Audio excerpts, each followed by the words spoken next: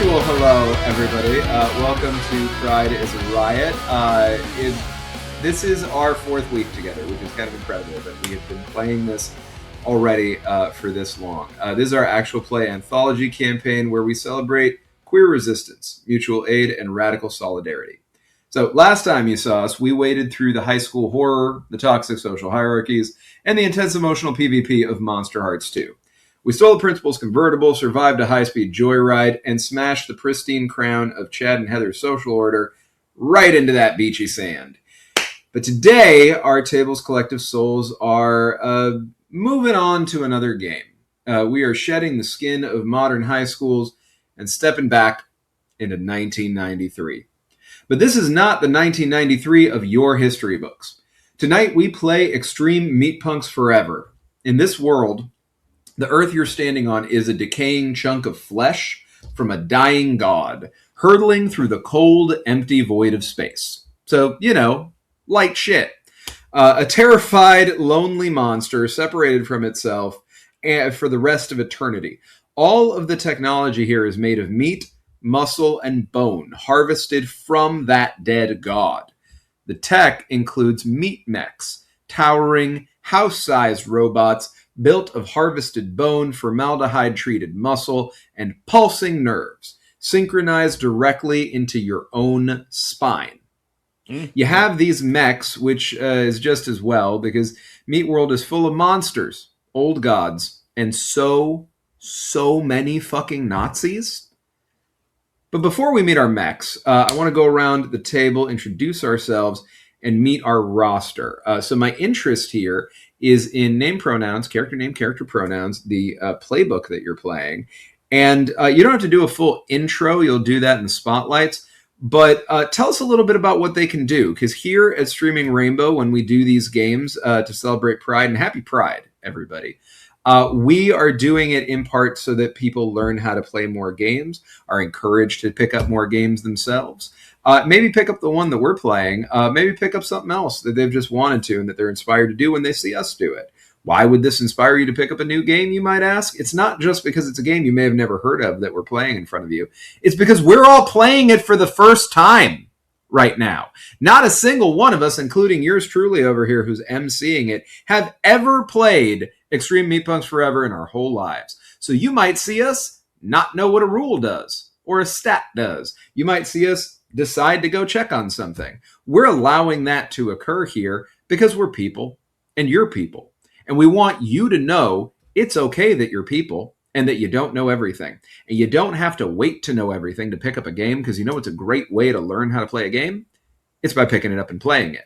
So we might mess it up. We're going to be here for each other if we do. We're going to have a great time either way, tell an incredible story together, because Pride is a fucking riot, and we are here to bring that riot to the fucking corpse of a dead god floating through space while we kill a bunch of Nazis with meat parts. With that having been said, let's talk to the people who are going to be killing those Nazis with meat parts. We are going to go Abby to Okami to Cam to Eli. Abby, take it away. Yep, I'm Abby. I'm your local internet nerd, and my pronouns are she, her. But tonight, I'm going to be taking on the role of Bubbles, the dolphin. Yes, you heard me right. Dolphin. I'll be using the Bright Child playbook, and his pronouns are he, it. Love it. Hector. Hello, I am Hector, aka Okami, all over the internet. My pronouns are he, they. Tonight, I'm going to be playing Solis Noche, which translates to solo night. And his pronouns are he, they. He's the weirdo wisp, which, just to kind of give you an idea what the weirdo wisp is you can do things with your hands and your brain and your heart that no one else can. Strange magic, real witches' cauldron hours. Should you get a cauldron? Would that look cool? How heavy is a cauldron? Your soul is a warped void of odd sorcery that reaches out to the end of time. That cauldron, though, that's what I'm playing. Love that. Cam. Oh, hi. I'm Cam. I use any pronoun, and I'm going to play Marveen. Marveen is moths. Just a bunch of moths. And the moths use mirror pronouns, which means if you have a pronoun and you want to address the moths or talk about the moths, they would prefer that you use the pronouns you prefer. And they are the brightest child.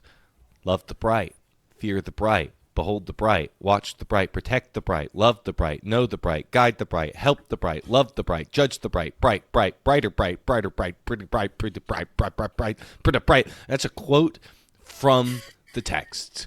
Butterfly in your ass. It's a butterfly in your ass. And that last part is a quote from our hearts. Last and very much not least, Eli. Hey everybody, it's Eli, they them pronouns, and today I am playing Asher Montgomery, also they them pronouns, and I am playing the Emblem Playbook. I am here to inspire everybody. I'm basically the healer. Hey guys! And Danny's turn. That's right. I'm Danny Mendoza. He, him, Danny R. Mendoza, everywhere internet things are found. So if you put Danny, the letter R, Mendoza into whatever, I'm there. But Blue Sky is a good place to follow me for TTRPG updates. And I swear to you, I promise one day I really will put my link tree in my bio, in my Blue Sky, so you can see all the shit I've done. But in the meantime, just you can go on there and see what I've posted about. I'm also a staff member here at Streaming Rainbow. Streaming Rainbow's got a lot of amazing stuff that you should check out that other folks are doing, that some of the people here are doing. So go look at that after this if you want to, because we want you to. If you're here watching us on YouTube or Twitch and you have not subscribed yet, what are you doing, bud? Give us that sub. Get on in there, right? We're trying to get to 1,000 subs on YouTube in particular, as YouTube has annoying regulations. And if we hit 1,000 subs, we're allowed to do stuff that we're not allowed to do right now to serve you, the people. And don't you want us to do that? So get in there and sub that shit. Also, if you want to hang out with us and play games like this on camera or off camera with us, talk shit with us about the games, about anything else that you'd like, get in the Discord. Come hang out in the Discord with us. We're very nice people. We have a good little area in there cordoned off called the Bonk Bank. And that Bonk Bank is a nice place to comment on shows like this, because I will tell you right off the rip, if you didn't notice off of the description before of how everything is fucking meat here, this is going to be a raunchy, rough ride, my friends. This is not going to be your grandmother's pride unless your grandmother was super fucking cool, in which case it is absolutely going to be your grandmother's pride. It might be your grandmother's pride. It might be. Literally be your grandmother's pride. Mm-hmm. If you're lucky, it's going to be your grandmother's pride. Because in your grandma's time, pride was a fucking riot. And today, pride is a riot again. So we are going to dive right into that raunchy, fucking fleshy mech fest. Can I say a thing before we do that? Yeah. Yes. Oh, Even though it's not June, Pride is still a fucking riot. And during Pride, we are raising money for our very own Sarah Smith. She is wonderful and beautiful, and you love all of her things here on the channel. She has also had to leave Texas for her own safety. So we are raising money through our Ko-Fi, coffee, whatever the fuck it's called.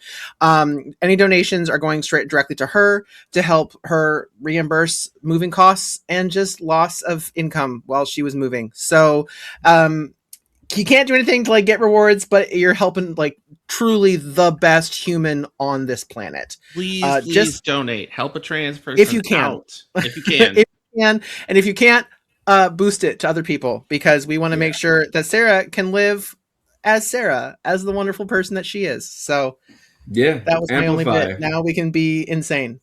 Yeah. We are going to be so fucking explicit, everybody. If you haven't picked it up from the vibe so far, this is your fair warning. It is going to be a very explicit evening. So if you're not into that, you can watch some of our other shit. Everybody here does other stuff. Maybe watch yesterday's episode of Half of My Soul.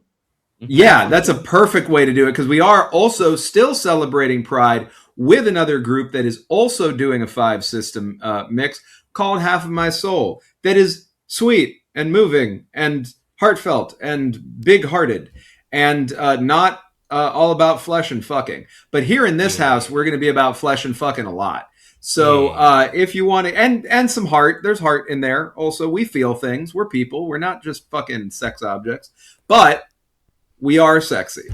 So with that, I would love to introduce all of your sexy ass characters, including that dolphin, with a little bit of caught feelings, right? So I want to be teaching some game mechanics as we go. So when you introduce your characters, give us a sense of what they look like. And I would like for you, before you throw the switch on your mechs, to establish an emotional landscape. This game, in this game, your relationship is represented by asymmetric love stats with each other. So there's a heart move called caught feelings or catch feelings. You can declare an intense romantic or sexual crush on any character at any time. When you make a move involving them, you roll with advantage, meaning you roll 3 dice instead of 2 and take the 2 highest, because this is a PBTA game powered by the Apocalypse, if you don't know that. So that means that it rolls a 2d6 core action roll, right? So you'll be able to bump it to 3d6 when you are able to take advantage on somebody who you have caught feelings on. But if they reject you, you take a painful emotional status. So is there anybody who would like to volunteer to go first with spotlighting their character and declaring how they are catching feelings? Is this separate to the love choice mechanic that's on all of our playbooks? No, it's connected into the love choice playbook. That is love choice that's on all of your playbooks. For example, what is your playbook, Hector? I am the Weirdo Wisp. So, like, I have choose another OC, original character, which is what they're called in Meatpunks. And it says the energy within you that helps you work your wonders is drawn to them. Take +3 love with them, and the two of you describe that relationship. It sounded like you're describing 2 different mechanics. It is 2 different mechanics, but let's go ahead and start with that first instead, because we have to finish filling out your sheets. Yeah, so go ahead and choose another. Yeah, thank you very much for that. So go ahead and choose another OC. Who would you like to do that first choice with? You got 3 choices here. That one, the next one, and then a general. I'm going to take Abby's suggestion above table from before we started recording, and I'm going to go for Marveen. I think there's something about this bright child that the dark sorcerous forces within me is deeply attracted to. Kind of like a reverse moth to a flame. I love that. I think that's awesome. And then I think for the second one, because it's I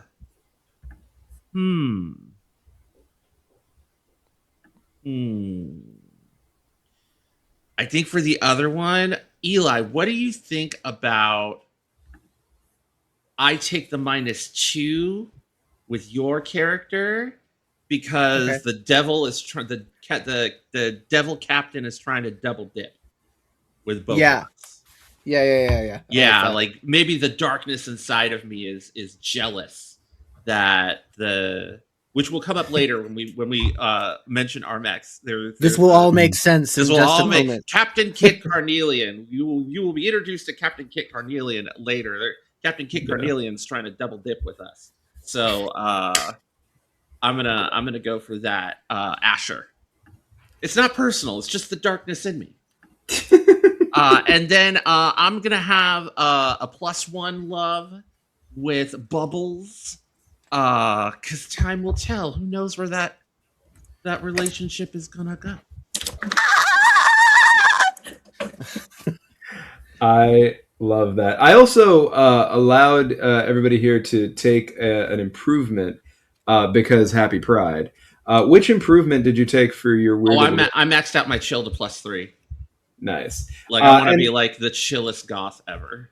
That's perfect. And go ahead and tell us about those stats. The core stats here are attention, chill, awkward, and guts. What is your layout? So I got an attention of 0. Like I'm kind of in my own head. I have a chill of +3. So I'm like I'm kind of unflappable, right? Like it's a drag off the closed cigarette every time something wild happens. I have an awkward of +1, which strangely enough, in this game, it's better to have higher awkward because awkward is actually your social stat. So I don't know. I'm a heartwarming trip over. I don't know. I think it's because being awkward makes you endearing in Mhm. Meat Punks. So I'm Yeah. pretty endearing. And I have a guts of -1. I am a skinny as hell, willowy. I'm like 6 foot tall, beanpole, high cheekboned, uh, dusky skin, so like olive toned, dark eyed goth. Long like wool coat, uh, buckle harness, 20-hole Doc Martin boots, pants that look like they've been painted on, uh, and just like fantastic, just smoky eye to the max. Like it almost looks like my eyes are sunken in. No, I'm not tired. It's just makeup. With like a perpetual frown on my face, except for when I'm around Marveen, and then I crack a sexy. I love that. I think that is fantastic. Why don't you tell us the moves that you decided to take? Okay, so like the moves I took are wizard, which means you're strange. You can do strange things. At the beginning of the session, I roll plus chill, and and depending on it's PBTA, right? So like 10 Yeah. plus, I can make like magic stuff happen. I can ask people Cool. questions. I can ask the GM a question. I can know when something attacking me is coming, and I can resolve status of any kind from anyone I can touch. I Except love for a that. miss. And statuses are like a mini workshop for custom moves, right? Like when it comes time to inflict a status, your best bet is to invent it on the spot. But they have some recommendations in the book, right? So we can come up with our own statuses, but we could also pull from the list. Yeah. I also took intuition, which is if I suggest a course of action and the group agrees to follow it, I can choose someone else in the group that gets advantage for the duration of the plan, as long as they're following my suggestions. Awesome. I've got toil, troubling, and the unusual, which means I'm lucky. If there's a possibility something bad might happen to you, there's now even less of a possibility it will. The GM should read this as to who to target with hard moves, whether possible circumstances occur to you on the fiction. They can still happen, but they're less likely to. So bad things can happen to me, but Danny, you are suggested to not until you do. I'm just meant to be very cautious there. I want everybody to know that on the sheet, it is all in red, larger font, and part of it is bolded. That's how much it wants the GM to pay attention to that move when you take it. Yeah, And so those are the witchy moves that I took. That's beautiful. Last thing, I'm gonna switch up how we're doing this here. Last thing I want you to do is actually want you to talk a little bit about your mech stats, but I want you to get there through sinew, right? So everybody's got their own individual sinew here. So why don't you tell us what yours is? Oh yeah, when your dark insides gurgle over your dark outsides through silver fey iron nerve connection. Say your mech's name and roll plus sinew. My mech's name is Dream. And the descriptor, I'm just gonna do the descriptor tags because the moves are a lot. My descriptor tags are smooth, tight, painless, inner monologue, intricate, gold, glowing, and black. That sounds awesome. I love that. Yeah. Why don't you decide who we're going to go to next? You just give us this whole description. I want to tie this in if it's okay. Yeah. To what I had mentioned at the beginning, because to answer your question from before about talking about two different things, there is a heart move called Catch Feelings, right? Yeah. And what I want to do, and this is a little bit about supercharging things because it's a one shot, and I want to show off as many different elements of the game system as possible, both so that everybody here gets to have a chance having fun with that, and so the folks watching at home get to be like, oh, that's cool. I haven't seen something like that before. To read it out loud specifically, when your character gets a crush on another character, which is always your choice, declare out of character that you've caught feelings for them. Of course, declaring it in character is great dramatic grist, but you don't have to. So it's up to you how you declare it. You roll with advantage on any move involving them, but if they reject you, take an emotional status. You can have feelings for more than one character at once, and crushes can be sexual, romantic, or an intense friendship. So here what I would like to say is crushes can pop around here like fucking anybody. But I would love for all of you to start with a crush if you're open to that. You will be able to declare the crush at the level of the story once we drop into the fiction. But I would like, as an exercise in consent also, for you to say, hey, I'd like to start with a crush on so-and-so. So that we know from now, and then you're going to know with the first move you take on that person, you're already going to have advantage unless or until they reject you, at which point you are going to take an emotional condition or status. Okay. So with that in mind, Hector, what would you like to do? Who do you want to pop it to? Who do you have a crush on? I think that I'm going to follow the instincts of the darkness within me and go ahead and just to flex with the mechanics and have a crush on Marveen. There's something about like those moths, and there's just something different and otherworldly about it. And my character is just like super into it, and I think that my character has awkwardly like maybe it's a secret. I think it's a secret. I think it's a secret. I don't think they've said it. All right. So you're going to have that crush. It's a secret. Once you declare it, you'll be able to get advantage. Oh, that's how that works? Okay. Never mind. We were like celebrating a victory against like a roving band of Nazis that were trying to like mess up our settlement. And while we were drinking that night, I ended up like confessing that I was like really, really into the flock. How'd the flock feel about that?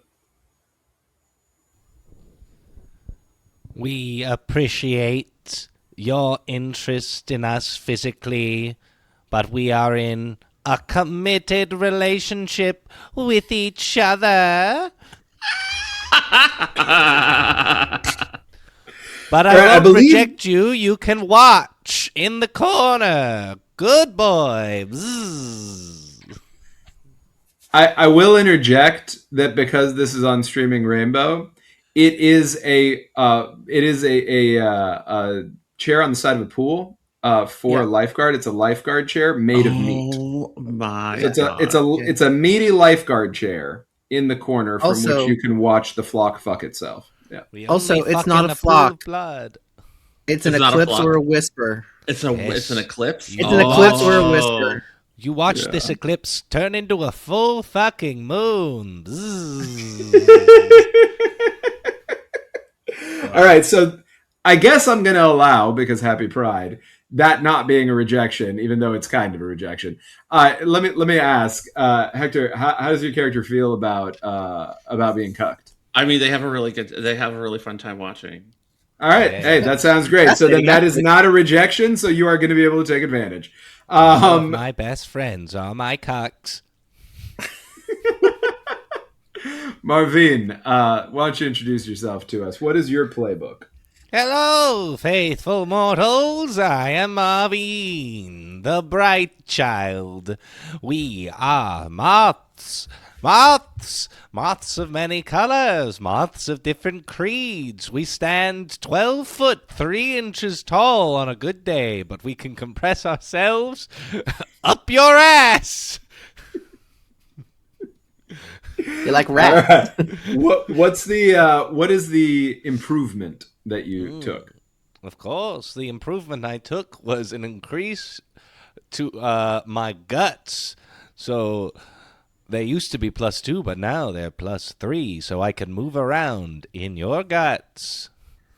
Nice. Did Marveen watch a lot of Alec Guinness? Because it's sounding a lot like Alec Guinness from Star Wars. I've never seen Star Wars. I'm original Obi-Wan Kenobi. Yes. It's a little bit more transatlantic than Sir Alec Guinness, I think. I live on the transatlantic in the middle of the ocean, which is just an open tear duct on the face of a dead god. Yes. All right, so you've got some love to spread around. You've got to choose an OC, original character. The bright favors them, take +3 love with them, and 2 of you describe that relationship. Who do you favor? Well, there is only one that the bright favors. Bubbles, my child in the bright. I love you like a friend because I'm in a committed relationship with ourselves.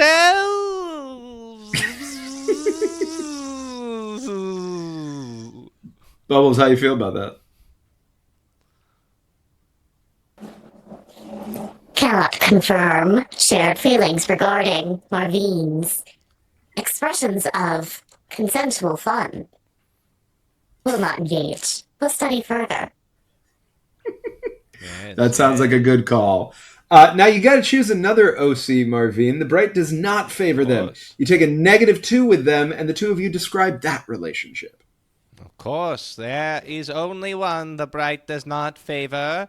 It is the darkness that sits upon the cuck chair. Tommy, you don't have your name up there, so I forgot it immediately. Oh, whoops. Sorry. Solis. Solis. Ours is a forbidden romance. You take -2. What? Why is it forbidden, Marveen? Because the bright doesn't like the darkness. I see so much darkness. Rejection of the light. So, for any other OCs, so Asher Montgomery here, take +1 love with them. They will know soon.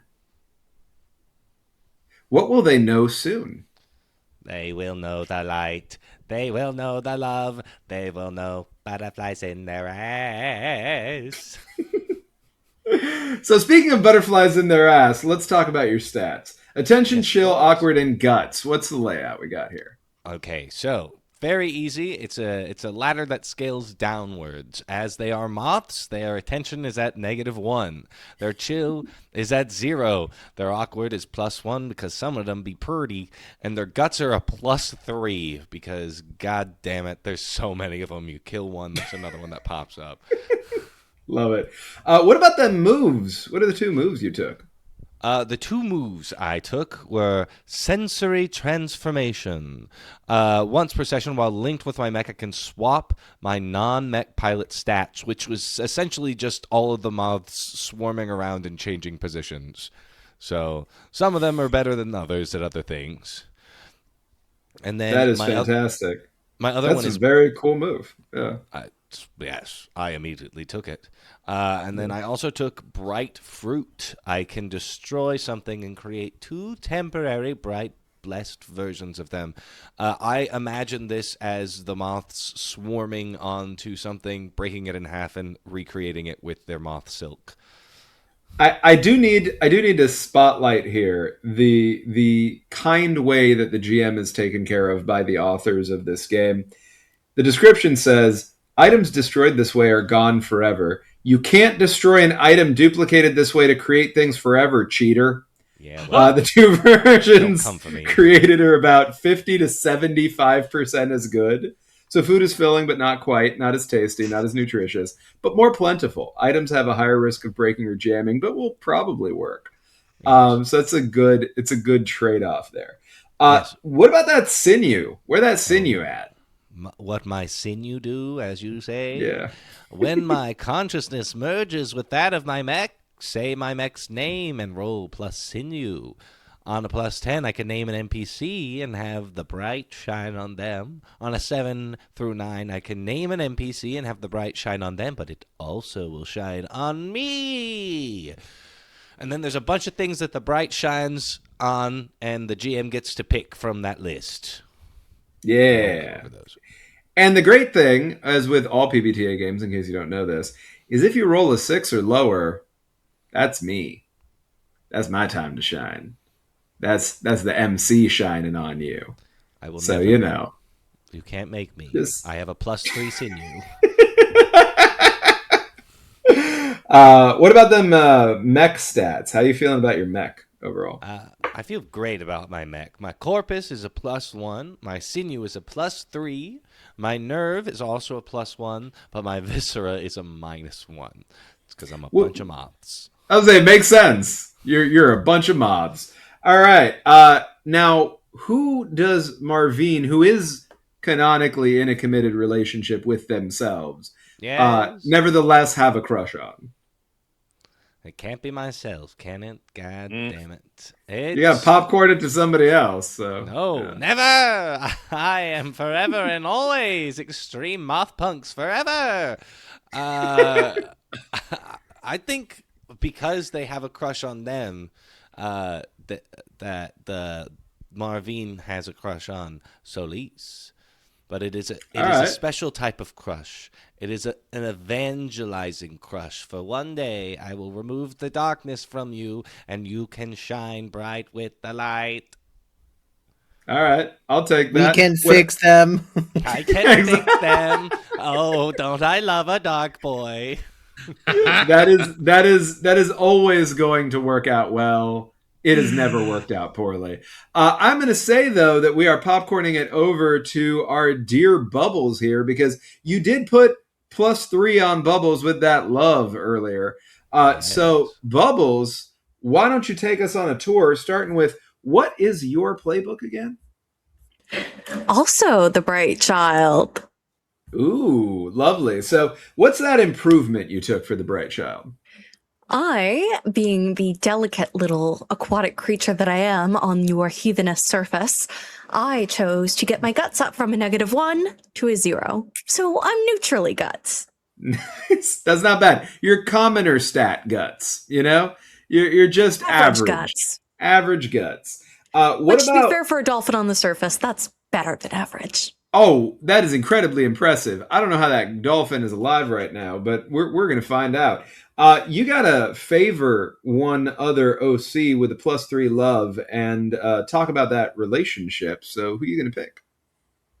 It's an unusual relationship that Bubbles has with this particular person.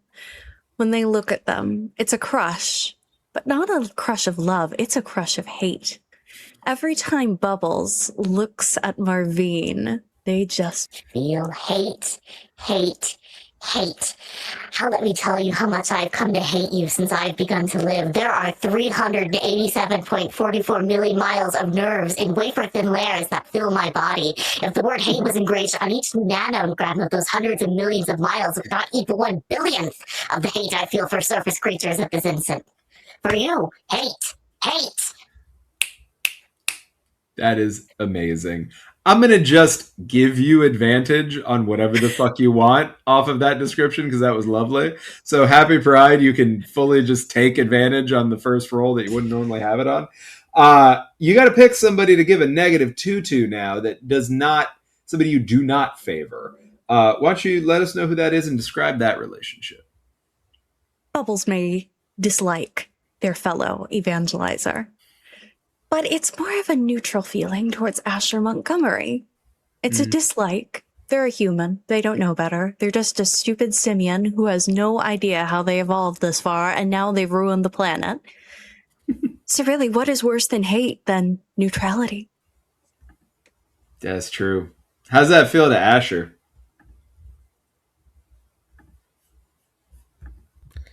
I mean, like a true human, I'm in love with the dolphin, so it's fine.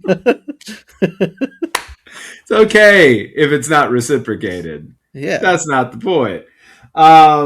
So speaking of that dolphin, you've got a +1 left with another OC who will know soon. That other OC is going to be Solis. So what will Solis know soon that relates to this +1 love you take with them? You are little more than your ancestors. You will befall a terrible fate. The surface will crumble back under the seas, and we will reclaim what was once ours.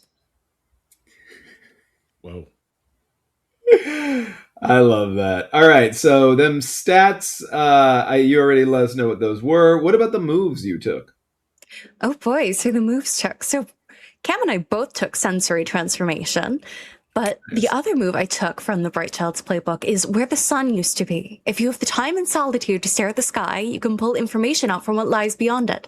Roll plus chill. On a hit, you can ask the GM one question about your current escapades and plans. On a perfect success, you'll get a clear answer. On a middling, you'll get a cryptic riddle answer. And on a miss, you reveal something personal to the cosmos. Somewhere, somehow, a threat knows it. Ooh, I love that. That is fantastic. And we know what the sinew is because we talked about that before. Why don't you tell us a little bit about your mech? Oh boy. So the two descriptors for this bright child's mech, the Terciops, it is stable, fragile, near. The weapon is transistor quills. So this great organic bubble made of some kind of mucus that is hardened and covered in spikes like some great glass-blown pufferfish spidered about on ratfish legs. It's awful and wonderful to behold all at once. Thankfully, those transistor quills keep me safe, and I am locked in thanks to my translucent spine spikes. Because I am an ocean dweller, I do need to be locked into my mech at most times. That makes a lot of sense. Last up is going to be you letting us know, before we go to the final person, who may or may not be the subject of this, where's that crush at? I know you hate all of these people. That's obvious. But the heart wants what the heart wants. Things are complicated in life. So if you got yourself a crush, where's it heading? Who's the target? Stupid, sexy humans. As much as I feel nothing towards Asher as a human and the future of humanity, it's a Simpsons moment. Sometimes they just move around their mech suit and I just go, stupid, sexy humans. Why am I thinking this statement? I love that. Now, my question is that rejected or accepted, Asher? It's real intense. Of course it's accepted. So you're going to be able to take advantage on Asher stuff, Bubbles. All right, Asher, what's your playbook? I am the emblem. I'm the emblem. That's what I got right here. Yeah, it is.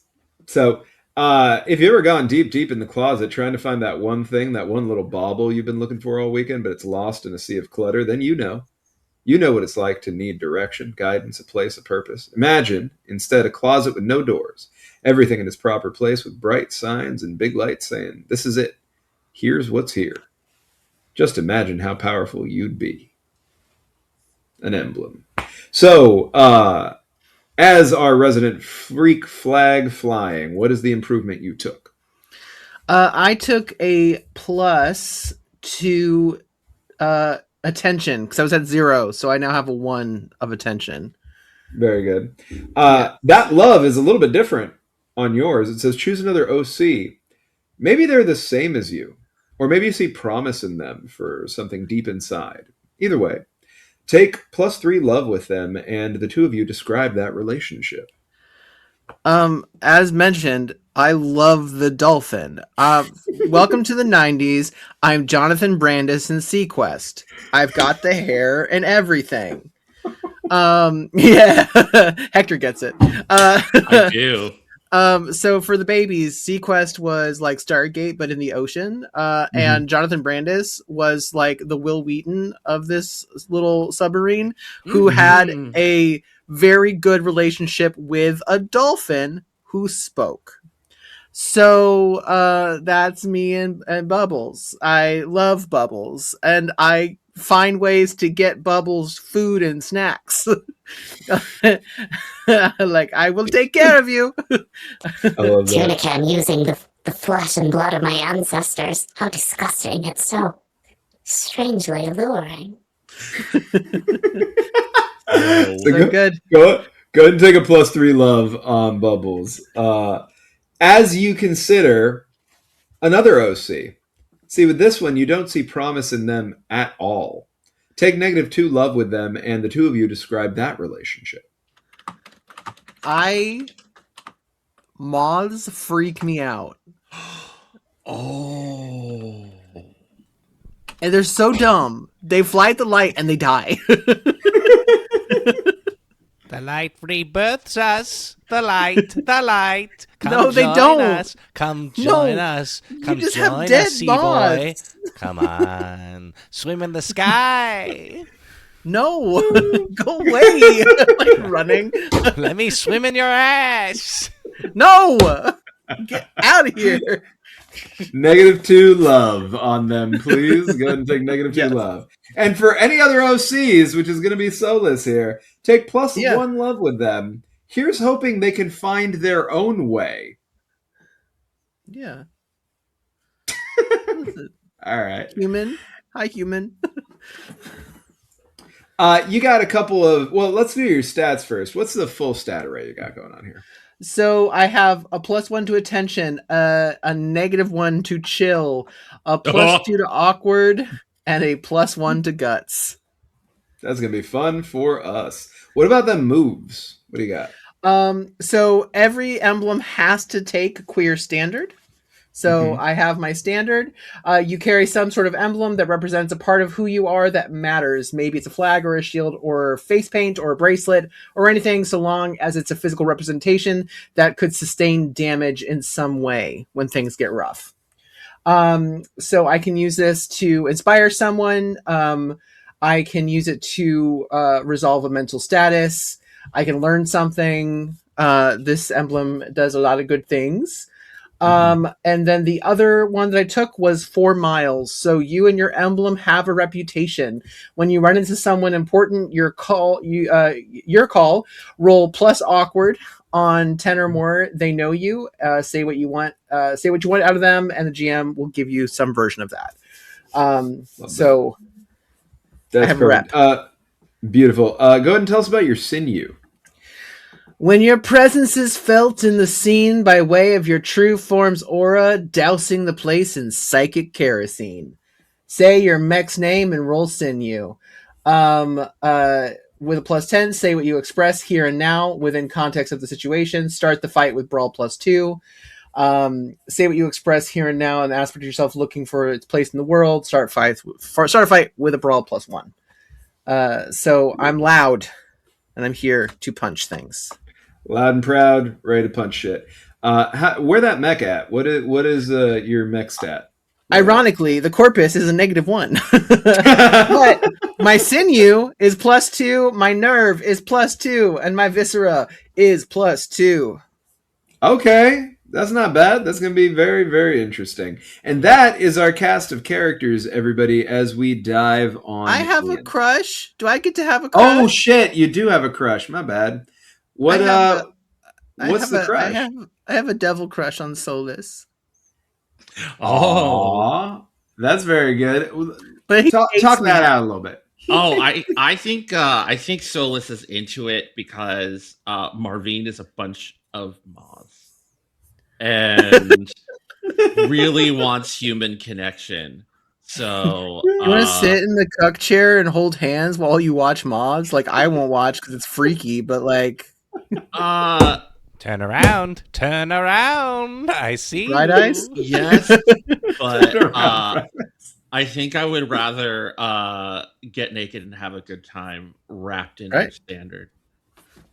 Ooh. Yeah, I think one of the ways that Solis is coping with the fact that the moths that him and the moths aren't really going to work out is having this like super intense like sexual relationship with Asher, like to like nurse his broken heart. That is perfect. I think that's great. All right, so you are going to have advantage. That was accepted, right? You are going to have advantage on stuff related to and to rebel in the darkness inside. It pisses off the darkness inside. It does. That's very good shit. All right, so that is who everybody's going to be playing. So that brings us into a bit of the game. I do want to go ahead and mention, just so that everybody knows who's watching and everybody knows here, as we mentioned, this PBTA, so that means that the game is a conversation. You describe what your character does. I control the world and the NPCs. Simply wanting to do a move isn't enough. You got to say what you do to trigger the move, right? So it got to make sense at the level of the fiction. As we mentioned, it's a 2d6 based system. You add your relevant stat. If there's advantage or disadvantage, that would be 3. Take the 2 highest, 3, take the 2 lowest. You got a strong hit, a weak hit, or a miss, which is a 10 plus, 7 to 9, or a 6 down. A 6 down, you fail. I make a hard move to bring the world crashing down around you. But it doesn't mean that nothing happens. You're able to mark an XP for every miss, bringing you closer to leveling up. Congratulations on that. Let me see. We went over the stats already. Improvised gear. Do you want to mention that? You carry up to 3 things on your person. I think I saw actually at least one of you has 4, or 2 of you, because I think that's the bright child, right?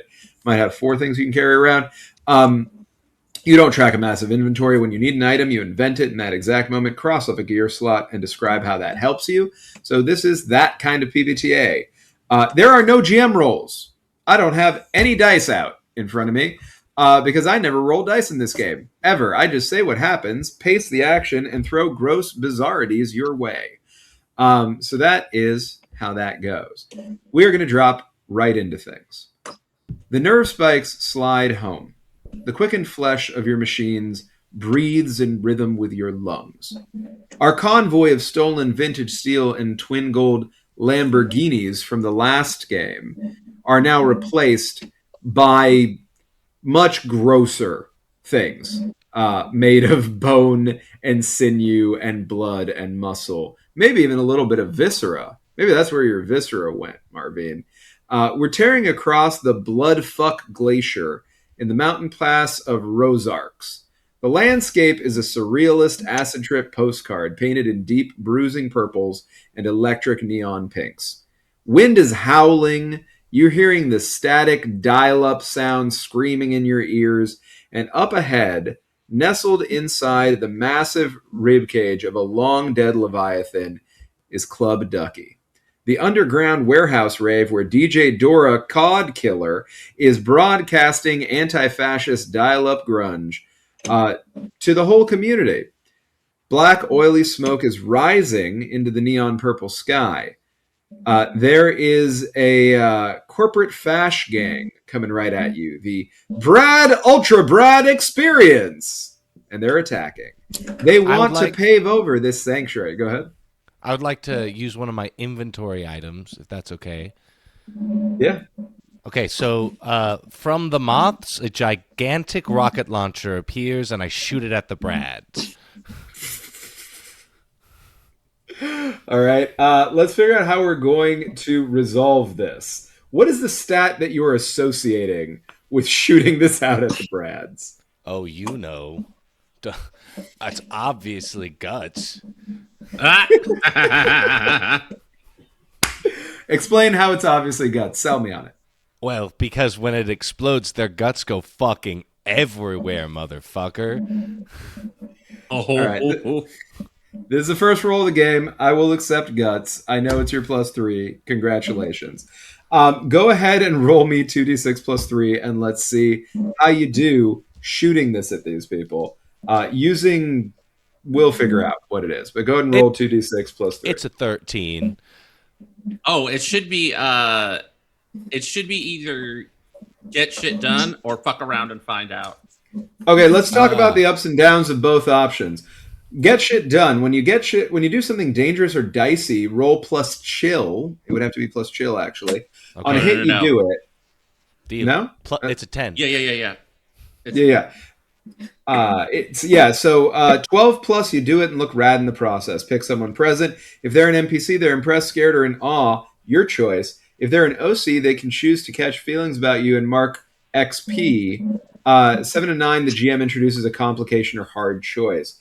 Fuck around and find out is when you tangle with an asshole or assholes outside your mech. This is the one I think you're going for. You get beat up pretty bad and take a physical status and roll +guts. So to be super duper clear here, you're welcome to do this. I will give you a physical status. But you can keep that 13 if you want it, because you did roll +guts on that. On a 10+, you hold 2 and spend from the list below. You beat them up pretty bad as well. Either they got whooped so bad they can't continue, or they run away. And then you could pick from the below on your hold 2. So you can spend 2 hold for the top one, or you could spend 1 hold for 2 of the ones underneath that. Which of those do you want to do? Oh my gosh, that was so much information.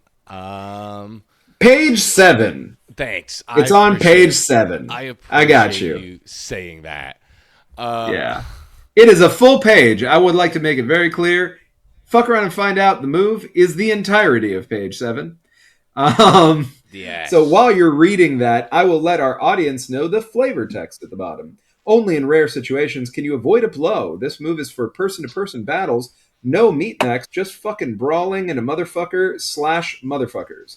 You should expect to take some bruises, cuts, and wounds here. Because it's a fight, by default, you'll take a physical status, but one of the options can negate that if you really, really can't afford it. If you're going up against a crew, which is what you're doing, the GM may have you roll this move with disadvantage. I'm not going to do that for you because we didn't know that going in, but I will do that next time.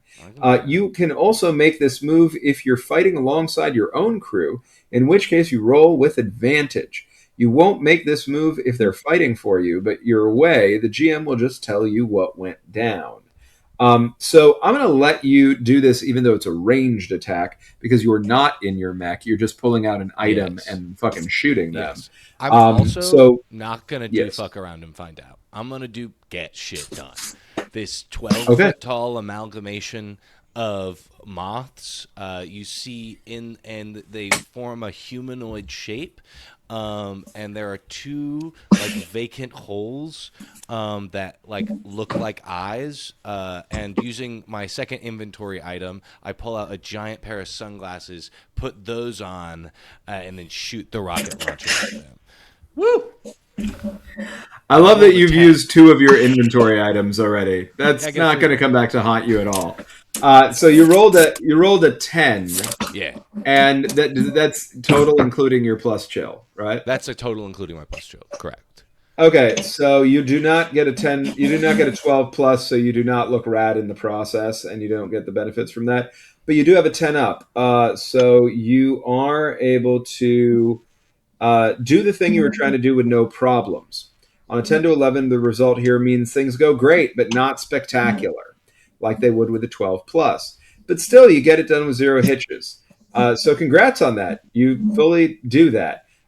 So whatever happens, the chosen NPC, no, that's not a part of you. You just got it done. And what you were getting done was just shooting them, right? Damn right. Okay, cool. So you did that. You fully shot them, and they got hit, and they're still coming. But they did get hit, and that's definitely something.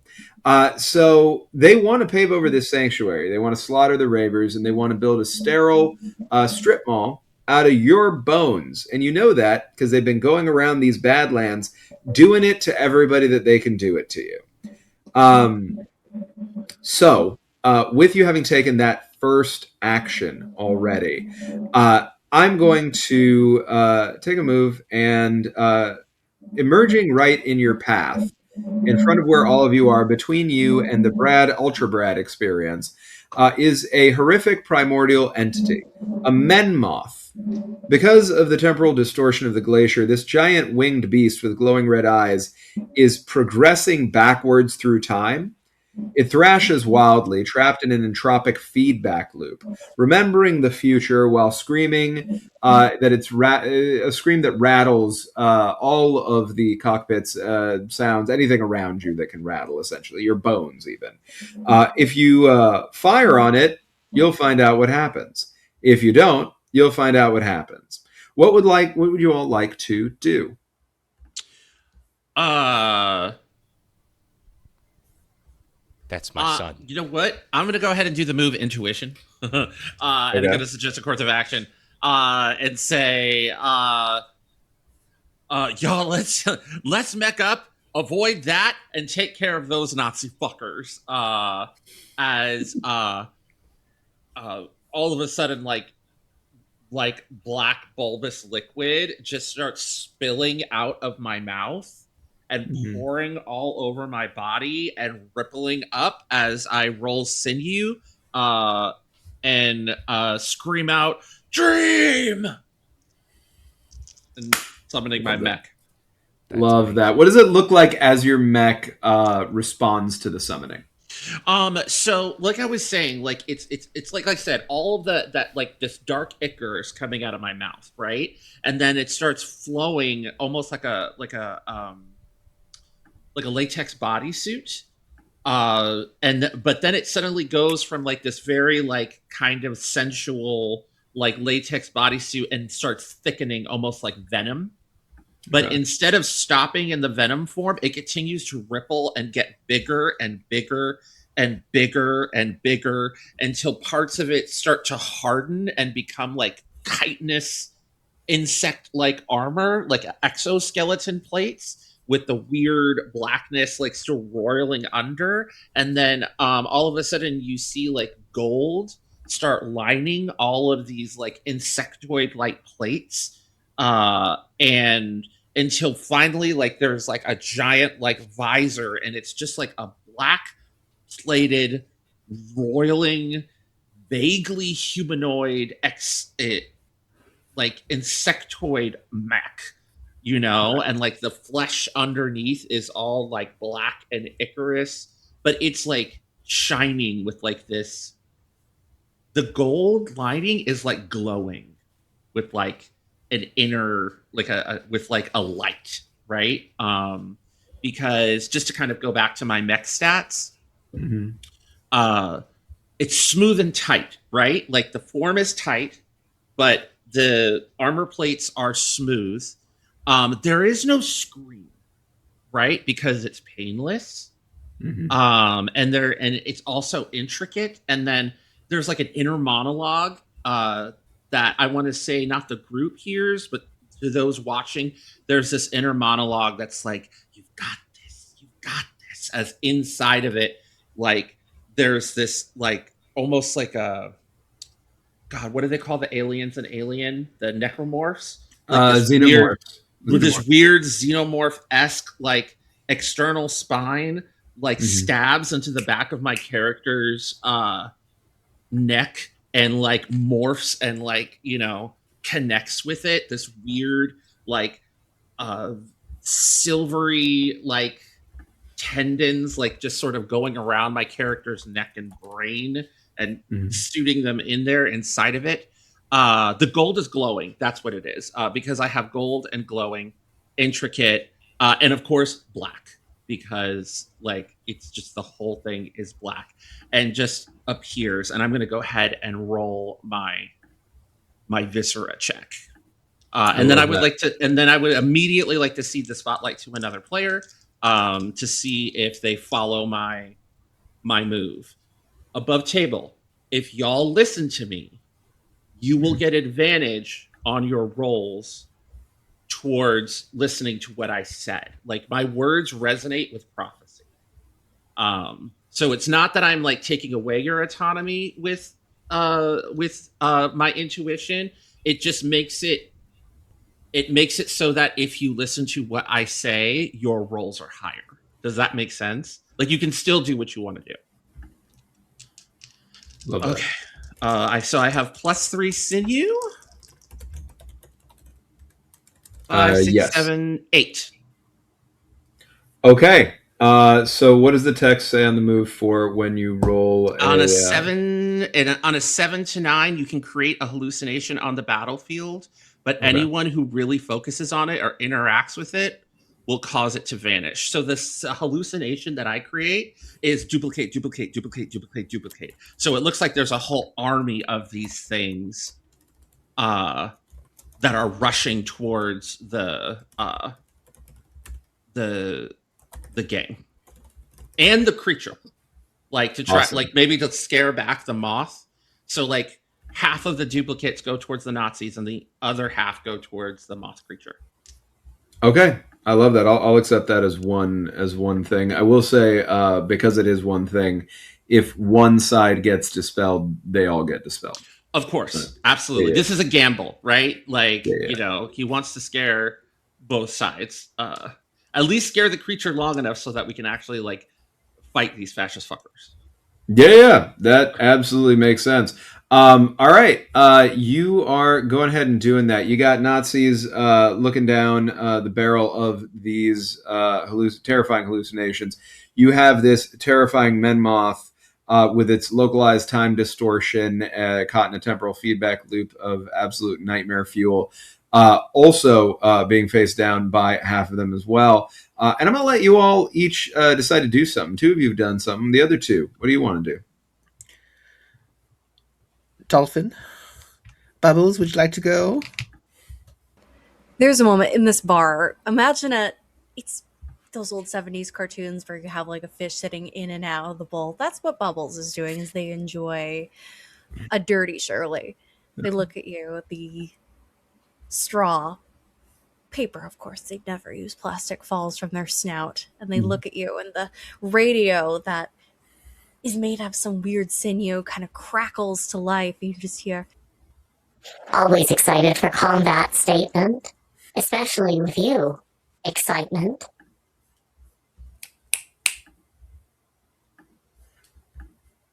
and with that, I would like to hop out and roll sinew, get into my mech, which is really just this bubble expands over my body like some web floating through water. Legs pop, pop, pop out. It's like a crab scuttling across the ground in this great glassy bubble full of ocean water. Mm. And the move I am going to engage in is fuck around and find out. I love that. What are you going to do with fuck around and find out? Fuck around and find out what I am going to do. I want to hit this thing straight up like a bowling ball. I am rolling down. I'm going to be using my needles to just bump into this Mothman. All right, let's do it. Go ahead and roll plus guts. Let's roll. That's why I took plus guts.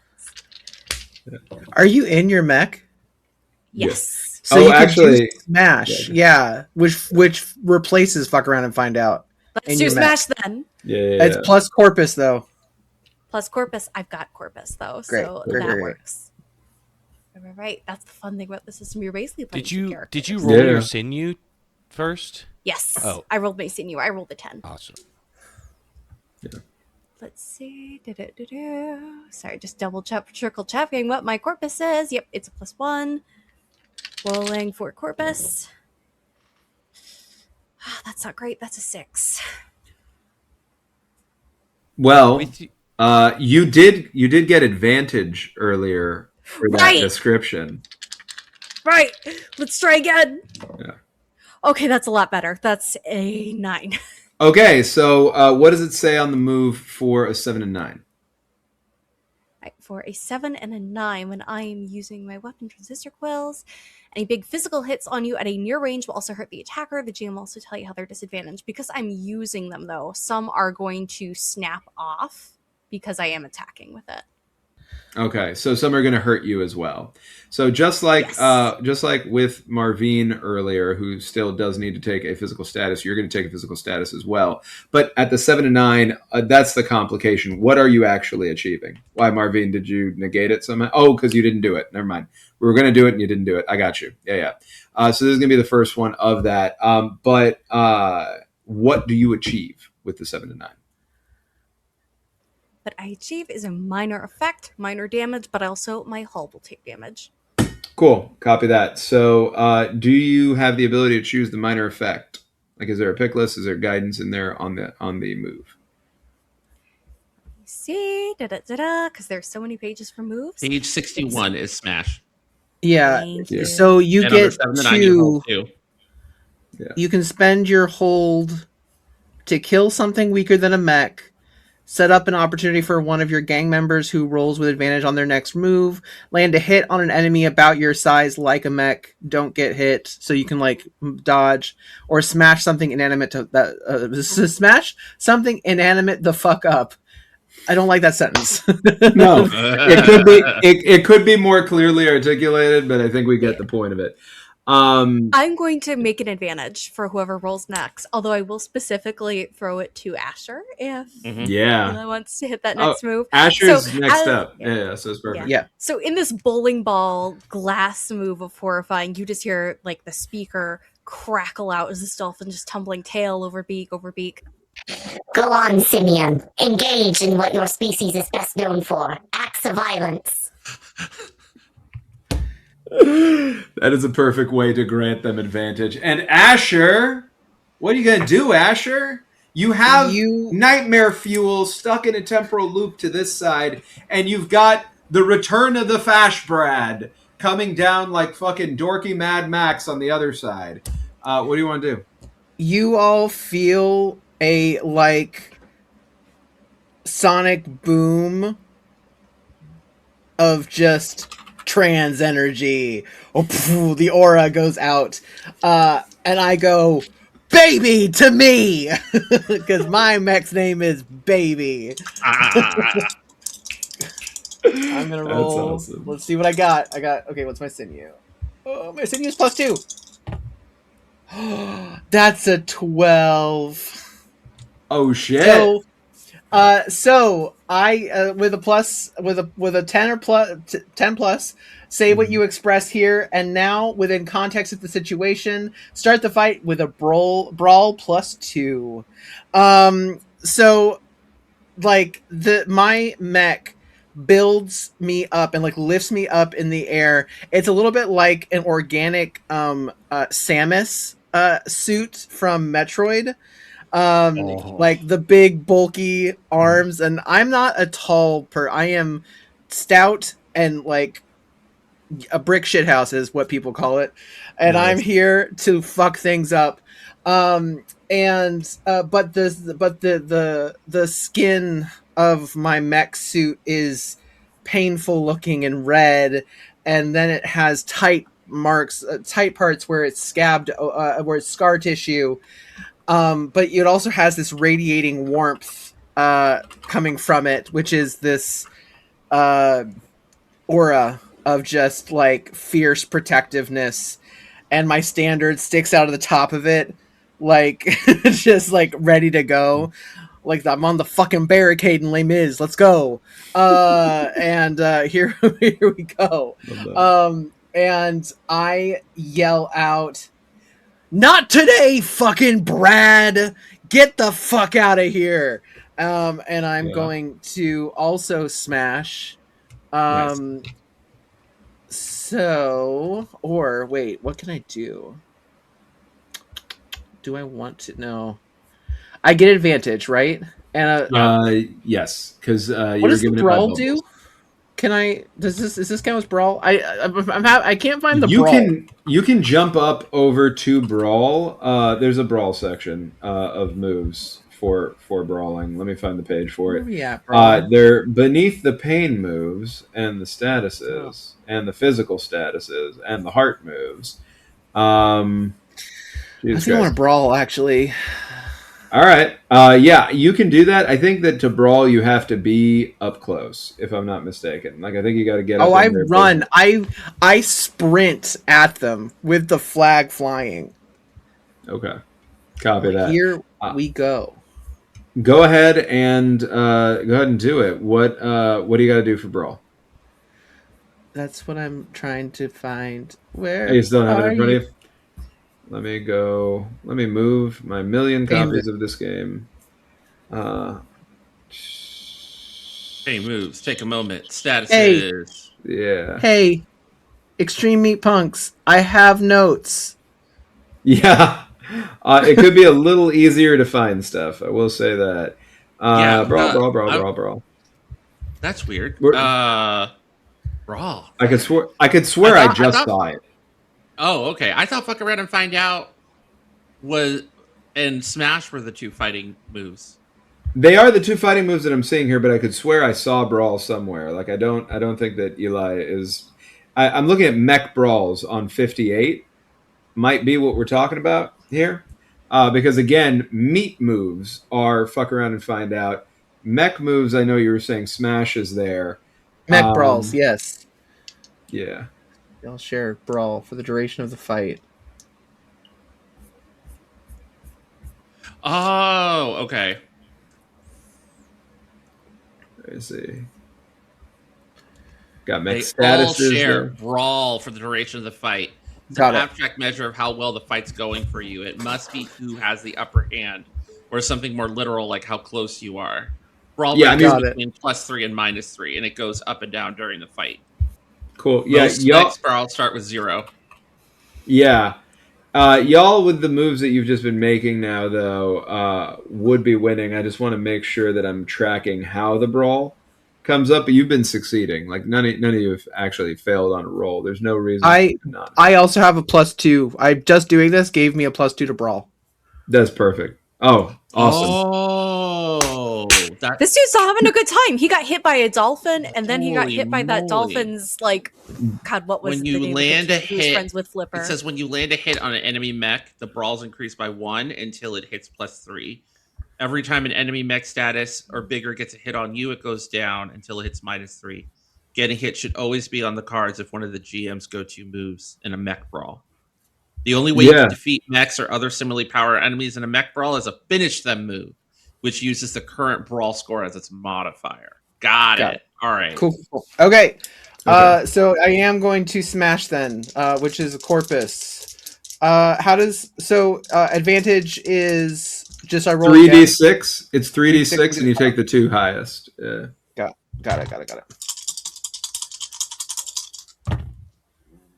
Oh, not great. No, it's an 8. I get to hold 2 for smash. Spend your hold to kill something weaker than a mech. Set up an opportunity for one of my land a hit. I'm gonna land a hit on an enemy about my size. Okay, you're going after, to be clear, you're not going after the men moth, you're going after the fascists? I'm going after the fascists, yeah. Yeah, Okay, are they like on a tanker or? Yeah, they're like the best way to think of them is the world's most boring convoy of Mad Max cars, right? Just the fucking absolute most corporate sanitized, sleek. They're Cybertrucks. They're in a fleet of Cybertrucks. I sprint towards them in my mech. In my meat mech, and I just full Hulk smash down on top of the hood and go of the first one. So this is the second hit that's landed, right? Because Abby, you ended up providing an advantage, and then Hector with Solis, you had set up something that was not a hit, right? Yeah, no, I have hallucinations. You were just to hide, to sort of like distract and scare them. So this is the second hit to hit. So yeah, it works out really, really well for you. You're able to pulverize them there, and they're not doing so hot. This initial push of folks, which may be their whole group or may not be, you don't know yet, is not doing so hot right now, having taken that hit. You hear warehouse speakers pumping, deafening industrial bass lines. There emerges from the ashes of these cyber trucks a bit of a large mech based out of pieces of Cybertruck, painted in sterile corporate beige, staggered. You realize it's sort of like turned into a transformer kind of thing, pulled together by pieces of actual sinew and bone. And you see them staggered there. They are not doing so hot right now. That Menmoth back there might have something going on that you may or may not want to pay attention to. But right now, they're not actually in any position to be able to hit back at you. It took everything that they had to get up there. And they look over at all of you, and you hear through a speakerphone the voice of what you know is a very mediocre, entirely forgettable white man who says, "You made a mistake. You don't understand. It's coming. It's coming. The horror. The horror." And anyone who wants to can take a finishing move, because there was a 1 added to the brawl before. You added 2 to the brawl now. +3 is what it maxes out at. And you're actually in a position, if I'm understanding the mechanics correctly, to be able to finish them. But that is separate from the move that you just did with Smash. So somebody would have to roll finish them, which is plus brawl. I would allow you all, if you'd like, at the level of the narrative, to make this essentially a tag team. I don't know, to be honest, off the top of my head, if there is a tag team mechanic in the game. If anybody knows that there is, I'm happy to do it that way. Otherwise, I just need one of you to roll Finish Them plus Brawl, but all of you can be participatory at the level of the fiction. You will all, however, take consequences in shared fashion. Fair is fair. So if you all do participate in this as a group and you somehow get a 6 down, you are all going to take some shit for that. No. I'm gonna take one for the group. Unless Cam, do you want Marveen to summon their mech, or are you cool with Solis like baseball sliding in and roundhouse kicking this motherfucker and finishing? Go ahead, Marveen. Okay. So all of a sudden, out of the middle of the hallucinations that were running, Solis, in a very rare moment of bravery, because usually Solis likes to sit back and do hallucinations and hypnotize, but this time decides to go in for the glory and literally like flies in the air and like roundhouse kicks this creature, Black Iker, flicking off of his mech and smashing into this face of corporate conformity. I will also give you advantage by waving my emblem and going, "You've got this," but it catches on something and it takes some damage. So got it. You got advantage. Thank you. Okay. 9, 10, 11, 12. Because I rolled a 5 and a 4, plus our brawl is 3 right now, right? Yeah, plus the brawl is 3 right now, so that is a 12. I hit 12. On a 12 plus, okay. On a hit, you kill them, reset brawl to 0, continue the fight if there's any enemies left, which I believe there still are.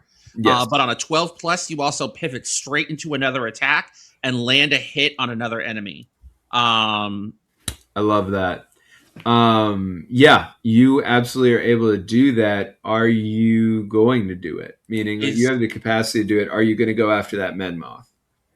I think that I don't want to, but I might not have any other choice as it's going insane. So what I'm going to do is the kick smash, and then as he does that, these like the glow that I have around me temporarily turns into golden fire. I start flashing all of these hallucinations. I start having different memories of the past, the present, and the future. And the glowing gold like turns into like a temporary booster pack that only exists for a few seconds in this reality. Rockets me over to where the moth is, and then I spin kick in the middle of the air and smash it in the face, and then land gracefully. That is cool as hell. That is fantastic. You're able to hit that move. This Men Moth is not super happy about it. Is not loving it at all. But you are in fact able to land it there. How's everybody else feeling in this moment? You just took on this threat that seemed like it was going to be such a big deal, right? Like they're coming this way. It's like, oh, they're going to come take us over. What are we going to do? And in a few hits, they're gone. They left you with a cryptic warning on the way out of that. And now you attacked somebody else who might attack you back. But in this moment, it feels like they're trapped. They're stuck in the past. They're looping through. They're not happy that they got hit right now. And it didn't feel really good for you to get into that temporal space. In fact, it might feel bad. One might even say you might take a status from how bad that feels. And I'm going to resolve your status and Bubbles' status in a moment. But before that, I want to get into your heads a second. What do you think is going on here? You live in a weird, weird world. And even with that, something about this feels off. Foolish simian ambitions. Of course they would fall into fascism. It is only natural. Their excitement for such violence engages further. And yet, there's something more organized about this. It's as if No, it could not be. They've organized. Bubbles is definitely a little unnerved at how quickly these humans, despite their apocalyptic circumstances and completely fucking up the oceans, have managed to form armies and factions. And whatever this doom is, it sounds a lot like the ocean not swallowing the world, so I am keen to get down into it. Love that. How about the rest of you? Where are your heads at? I think my character is a little bit shocked as these like time fluctuations and hallucinations like essentially like took him over, enabling him to like land a time distorted blow on this cryptid that he was attempting not to harm. And this is internal, and I was actually supposed to do this at the beginning of the session. Okay. May I do my wizard roll? Yeah, do your wizard roll. And Okay. describe to us what your wizard roll is. So Okay, you're strange. You can do strange things. At the beginning of the session, roll plus chill. On a 10 plus, you get to hold 2. On a 7 to 9, I hold 1. And then I have a list of things that I can spend it on, which I mentioned a few of them in the beginning. I love that. It's basically, for anybody who's familiar with like D&D stuff, this is like a divination wizard portent kind of thing. Yeah, it's also similar to, I think, Darkest Self, or not Darkest Self, Giving Into the Darkness in Monster Hearts. Right, absolutely. Yeah. All right. Oh, sweet. So I got an 11. I rolled a 2 and a 6, which is 8, 9, 10. I got an 11 on my chill. Nice. So I hold 2. So for one hold, I can ask a player a question about their character, which they must answer truthfully. I can spend one hold to ask the GM a question about an NPC they must answer truthfully. On a hold 1, I can somehow magically get around an obstacle barrier or distance with no possible explanation. On one hold, if someone would ambush or get the drop on you and said that you know they're coming. And on a hold 2, resolve a status of any kind with a touch. And excluding on a miss, bad luck finds you. The GM starts a scene with something awful coming your way with no time to prepare. I think in this moment, I would...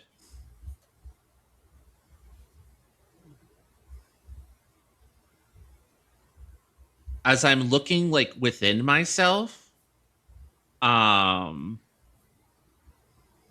going to spend one of my holds to establish a connection now that I am in temporal flux with this moth, and ask it. What was it that the fascist said? The doom is coming. Yes. I'm gonna ask: did the doom put you here? You feel in your mind the answer backwards, then forwards, then backwards, then forwards, then backwards, then forwards, then backwards, then forwards. Like a chant, like a rhythm, like a cry, like a scream, like a death, like a death, like a death, like a death. And it tells you, they're coming, they're coming, they're coming, they're coming, they're coming. I'm chum, I'm chum, I'm chum, I'm chum, I'm chum, I'm chum, I'm sorry. I think screaming out from the vents in my... Actually, no. I want to see what everybody else is doing because this is all going on in my mind right now. I'm going to pause. All right. Okay. What about, and just so that we know this already, you're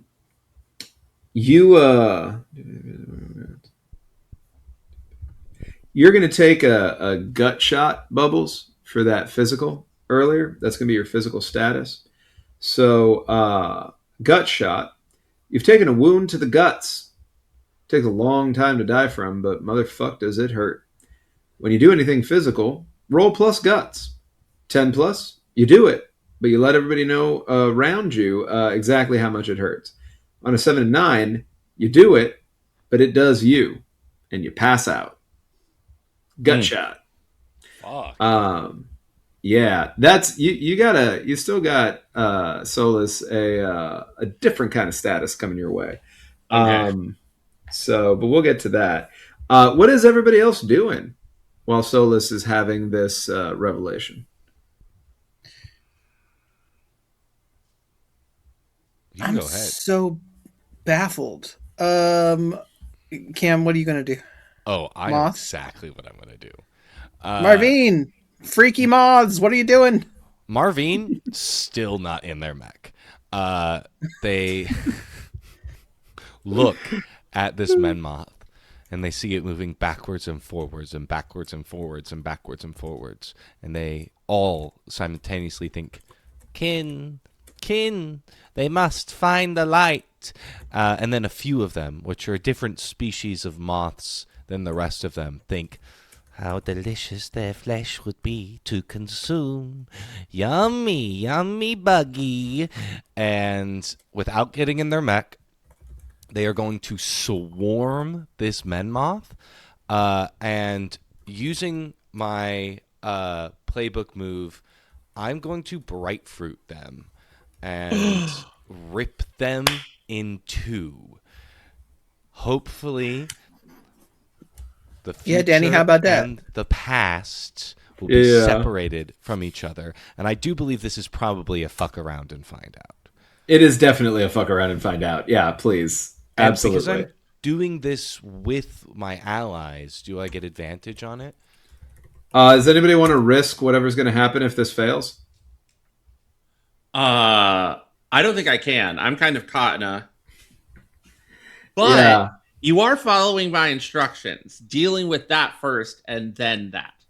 Oh. Which means you would get advantage for my intuition. Yeah, so you don't have to get it from me. Very good call, Hector. No, you have intuition. We've handled the Nazis and then the moth. So go ahead and have advantage anyway from my character's prophecy. Intuition. Yeah. Food must be shared. That is a fucking 15. How did you get a 15? How about that, Danny? I rolled You're not 2 supposed to- 6s and +3 on cuts. Oh, okay. I was about to be like, you're not supposed to add all 3 dice together. No. Okay, so that's It would fucking be 14 box if I added all the cars. dice together. Box cars. Okay. All right. Yeah. Read me fuck around and find out. What does it say on a 10 plus or a 12 plus? I think there's a 12 plus maybe for that. There's not a I'll 12 get plus there. for this one that I can see, but it says on Okay, 10 plus, got hold 2 and spend them from the list below. I beat them up pretty bad as well. Either they got whooped so bad they can't continue, or they run away. But also, on Bright Fruit, I can destroy something to create 2 temporary Bright Blessed versions of it. Items destroyed this way are gone forever. Does Bright Fruit work on living objects? It's my food. It does say items. It also but- says food. It does say food. This self-proclaimed chum? So for those watching, the way that I would rule this if I were being a stickler for rules as written is, hey, you can't use Bright Fruit on that because it's not an item.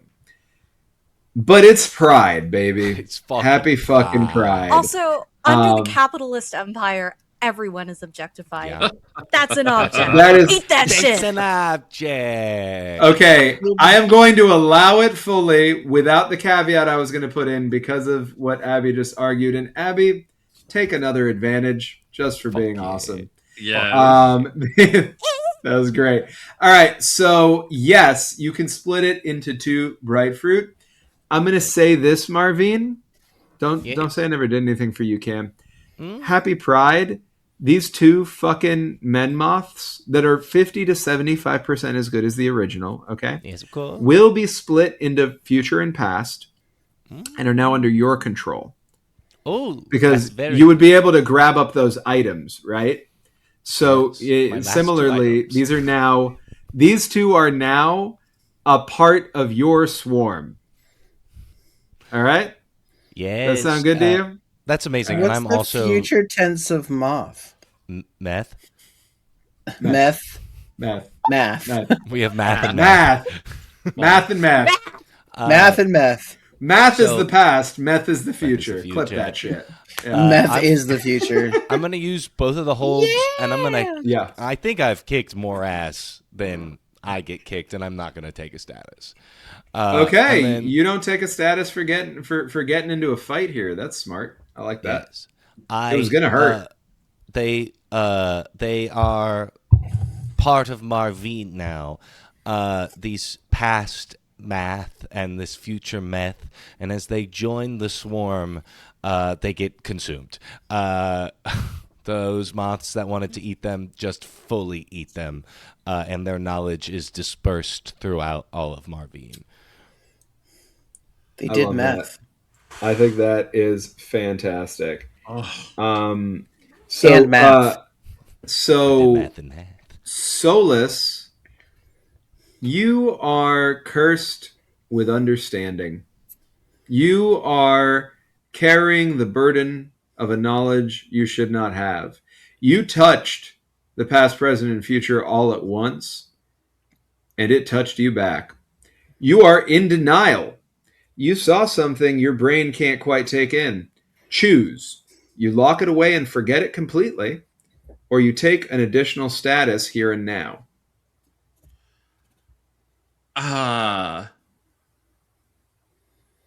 Hold on. I feel like I have something for this. Ooh.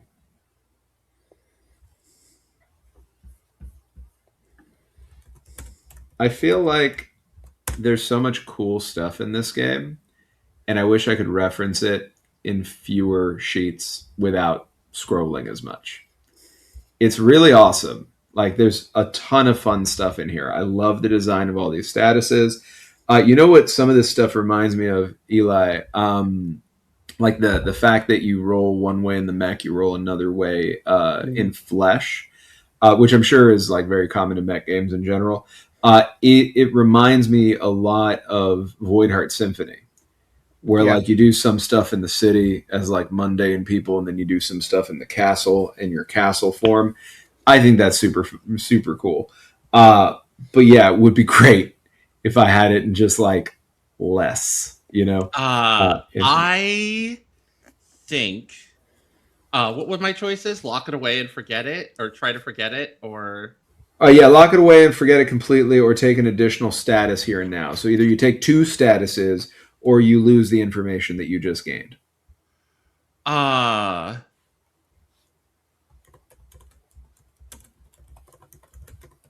I think I'm going to. So if I want to know it, I take 2 status. That's correct. This in denial status will still be there, but then you just take a second one that I will tell you. All right, this is going to be really, really interesting, and I want to see how you rule this. Okay. I close my eyes, and all of a sudden, the infinite void that exists within me reaches out, surrounds itself in the memory, and a voice echoes through my consciousness that says, I am infinite. And it swallows it.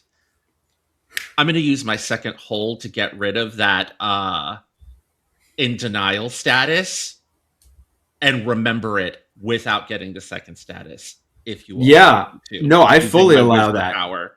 I fully buy that. First of all, love the way you fucking did that just now. Second of all, yeah, I actually think that makes sense. Rules is written. I think that application is fully viable. So yeah, go for it. Describe to me what it feels like as you swallow up this status of in denial and regurgitate unto yourself the knowledge that was nearly stolen from you. It feels cold. It feels when the voice says, I am infinite, the void that exists within Solis Noche is both the void spoken about and alluded to in certain philosophies. It is the void of mindfulness. It is the void of peace. But it is also, on the other side of that coin, the void of the cosmic, the void of the infinite darkness of the alien, of the void that exists between stars where entities such as Cthulhu and such exist. And it is both of these things all at once. And he's able to pull that darkness that exists within him to hold this insanity of multiple timelines that should not be able to be healed, which should not be able to be understood by a sane mind, but because he exists in that darkness, madness is just a concept to the thing that exists within the heart of Solis. You should also take advantage for that, because that was fucking beautiful. I'm just handing out a lot of advantage here, friends, because I'm very, very happy to be here with all of you. I missed all of you, and you're so creative and lovely and wonderful. And happy fucking Pride. Solis is a being of perfect peace, but he's also a being of infinite cosmic madness. How is this going to drive him insane? Whatever is inside of him is not going to allow that to happen. I mean, honestly, it's the Bruce Banner fucking Hulk thing. I'm always angry. I'm always angry, baby. I'm always mad. Yeah, I think that's fucking great. You were able to handle that. Marveen, you've got 2 men moths added to your, at 50 to 75% strength, but added to your situation. Bubbles, I'm sorry about the gut shot. It sucks that happened to you. That's not very nice. But you know, these dumb simians and their weird winged friends just fucking always getting you into trouble, right? And Asher, you're having a great day. Everything's gone super well for you. You're just fucking, you stay winning, right? Right in the umbilicus. Right in the umbilicus. All right, this first wave of Fash, drivers with a little bit of mech that came out limply at the end, lies in smoking charred ruins across the blood-fucked glacier. Their sterile corporate beige armor cracked open and leaking black industrial bile into the neon pink snow. Your meat shifter, Cam, never actually made its way out. You, as you mentioned, did not become a mech in there. But you did add in this backward aging men moth, broken into, separated into past and future math and meth. With a sickening glorious scorch, that split occurred and was completed. They are harvested as temporal anomalies for your use in any way that you see fit. So your swarm now no longer simply flutters, it shimmers in a localized black and white static ticking backward like a broken clock. Bit of a singularity feel that you've got going on. It seems stable for now, but you might want to watch that. You all hear in your minds, they're coming. They're coming. They're coming. And as you retreat from this, the Badlands go quiet. You might have a moment of peace. Maybe you can go back and get a drink, right? Recap what's going on, try to figure out what's happening. And in the distance. Go ahead. No. Go ahead. You hear something in the distance? Because that would stop my character from doing what they were going to do. I'm curious, though, what they wanted to do. What they wanted to do was, like, all of a sudden you were going to see, like, Solis's mech, like, just start to concave until finally he's, like, breathing it in like black smoke, and then he's just sort of standing there sizzling with this, like, creepy black steam that's coming off of him now that the mech is, like, back inside of him and no longer summoned. We gotta get Bubbles some medical care. Yeah. Yeah, the mech itself, like, you could see these crab. You know when crabs eat, like, they do those very, like, digital. It's like they are taking the mucus and preparing the spikes. But you can see Bubbles inside, and his translator has been put askew as he's holding his tummy where he's been hit, where he finally reaches up and fixes it and just looks at you and just goes, "Foolish simians. Of course you engaged in violence without a prior battle. Oh my gosh, why do you have to be so judgmental? Your thumbs and your bipedalism." All right. Look, it's literally not my fault that the oceans got destroyed. Like, yeah, I know that was mighty wide of a thing for me to say, but the translator cannot translate it or pick it up, and you assume it is bad. Ooh, Bubbles is mad. I would like to take a moment. Yes. I'm going to carefully, like, crawl up. One of my gear. I'm going to pull out my waterproof medical kit, which I specifically had constructed for our dolphin. So, Hector, my love, may I amend that? So you don't have to spend an inventory slot. I have gutter fins or gross fins. These basically are saddlebags. They store about as much as a cart trunk. So maybe you prepared that, but you put it in my saddlebags. No worries. And my gross little I'm mucusy gonna dive gills. into Bubbles' saddlebags to see if Bubbles packed their underwater medical kit and pull it out. So you're gonna do the gear for the underwater medical kit, right? All right, and then I'm going to kind of scale the side, like a little spider climb. And what I am gonna pull out from my kit is a rebreather, something that it's this weird, fleshy, almost like octopusy looking. I don't know if you've ever seen the Saturday morning cartoon Pirates of Darkwater, but they had these lids that they used to put on their faces that would produce oxygen that would let them breathe underwater. So he puts this like thing that looks like a hybrid between like a jellyfish and an octopus. So like the bottom part of the jellyfish, which would be the part with the stingers, is not there. Instead, it's replaced with like what looks to be like the 8 tentacles of a purple octopi. And then the jelly is like filled with a pocket of air that's constantly being produced by like the bioluminescent gel that is on it. So he just puts it on and the tentacles just tighten on his back and he goes underwater. And I would like to take a moment for physical healing.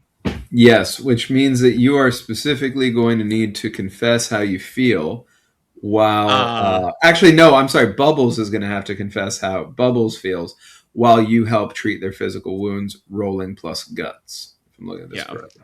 Which I'm not very good at guts, but... Or does Bubble roll plus guts or I roll plus guts, right? I think you roll plus guts because you're the one who's doing the doing the action to heal. But Bubbles is the one, if I'm reading this correctly, who has to confess how they feel while you're doing it to them. Okay, and then I have a +1 love with Bubbles. Does that cancel out the -1 to my roll? Let me just make sure. Feels like it should. Let's say yes right now. I'm double checking it, but I want to slow us down. So let's go with yes while I work with that. So while you're doing this unconsciously, as you've like scuba divered in, the translator is the wires that are these strange like algae-like figments just start pulsing and it pumps to life. And you see your Bubbles almost unconsciously go. So envious of those fingers. What I could do if I had thumbs. So useful. So dexterous. I love that. I do my best. They give you the most offended look a bottlenose dolphin can muster, which is hard because they're smiling all the time. I really am sorry you got hurt. They just tilt their little head and like you see something in its eyes. Is it pity? Is it burgeoning affection? Who knows the heart of a dolphin? Unfortunately, love does not work to help with that. It impacts specific kinds of moves. It's all good. I rolled like have it out. You rolled a 7. Perfect. Copy. With the -1 to guts, it's a 7. Copy. I'll resolve that now, just so that we all know. Plus love applies to like have it out, get up in their business. Pissy status roll under mech options. There's something called love woofers and love letter muscles. That get involved and that sort of thing. So it's a specific set of like subset of the game. With that having been said, on a 7, it's a weak hit. You resolve 1 status of your choice, so you're able to do that, and choose 1 option from the list above. So you resolve another status, yours or your scene partner's. They catch feelings about you. You catch feelings about them if you want to. The shared moment brings you closer, where you can take +1 love if you are both player characters. I want to do that one.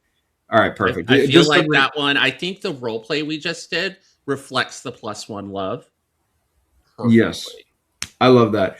Just so everybody knows, the one other option would have been You have a moment of clarity and realize something crucial about your situation, and the GM tells you what it is. So take the plus 1 on love. Both of you, I think, if I'm reading this correctly. Right. Okay.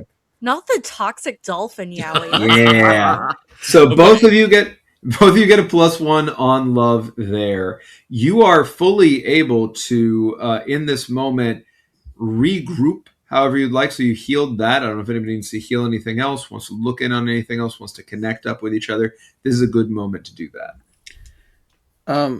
I want to figure shit out. Okay. Yep. I was going to do that, but the dolphin needed help. Yeah. Just being real. So I'm going to roll attention, which is just a plus 1. So. All right. Figure shit out. I'll read it out loud while you're doing that. When you try to form a plan by observing a situation, roll plus attention to ask questions. You can ask any question that you can discover the answer to in your immediate surroundings. And it can be about a person, a place, or a situation. If the question is about an OC, ask the OC directly. This does not have to be in character, but it's more fun and dramatic. So if you do, both mark XP. So you could ask each other shit and mark XP if you want. Or you could ask me and not mark XP. If it's about anyone or anything else, ask. Oh, I know exactly what I'm asking. Either way, they have to answer honestly. If you act on the answers, you roll with advantage, as with before. So what'd you roll, Eli? So I rolled a 5. So I just go like this. You didn't have an advantage left floating around anywhere, did you? I got nothing. Let me try. Do I? I don't think so. No, I don't think so. Nope. All right. So we get to now see what happens when you fail. And what happens when you fail, as you stare into the abyss stares back at you. I'm going to be real mean. I'm just letting everybody know right up top that for what is left of tonight, I am going to be hitting you hard with mechanics. There are going to be reasons for that are going to be nice to you too. But I want to celebrate Pride by trying out a bunch of different stuff here. And this is what's going to happen here. Yeah, go ahead. I think I could probably give them advantage with a move, if that's okay with you, Eli. I don't mind applying it retroactively because we're learning as we go, and I want to try to show off different things. So what have you got there? Perfect. The moths of Marveen surround Asher and get up in their business. As they land on you, this temporal energy surges through you, and not only can you see what is happening before you, you can see what happened before we got here and what happens in the future a little bit. And then I have to roll plus love, which is a plus 1 with you. That is a 5 and a 6 plus a 1 is a 12. So I give you advantage. Okay. I rolled 2 2s before, so I just have to roll something good.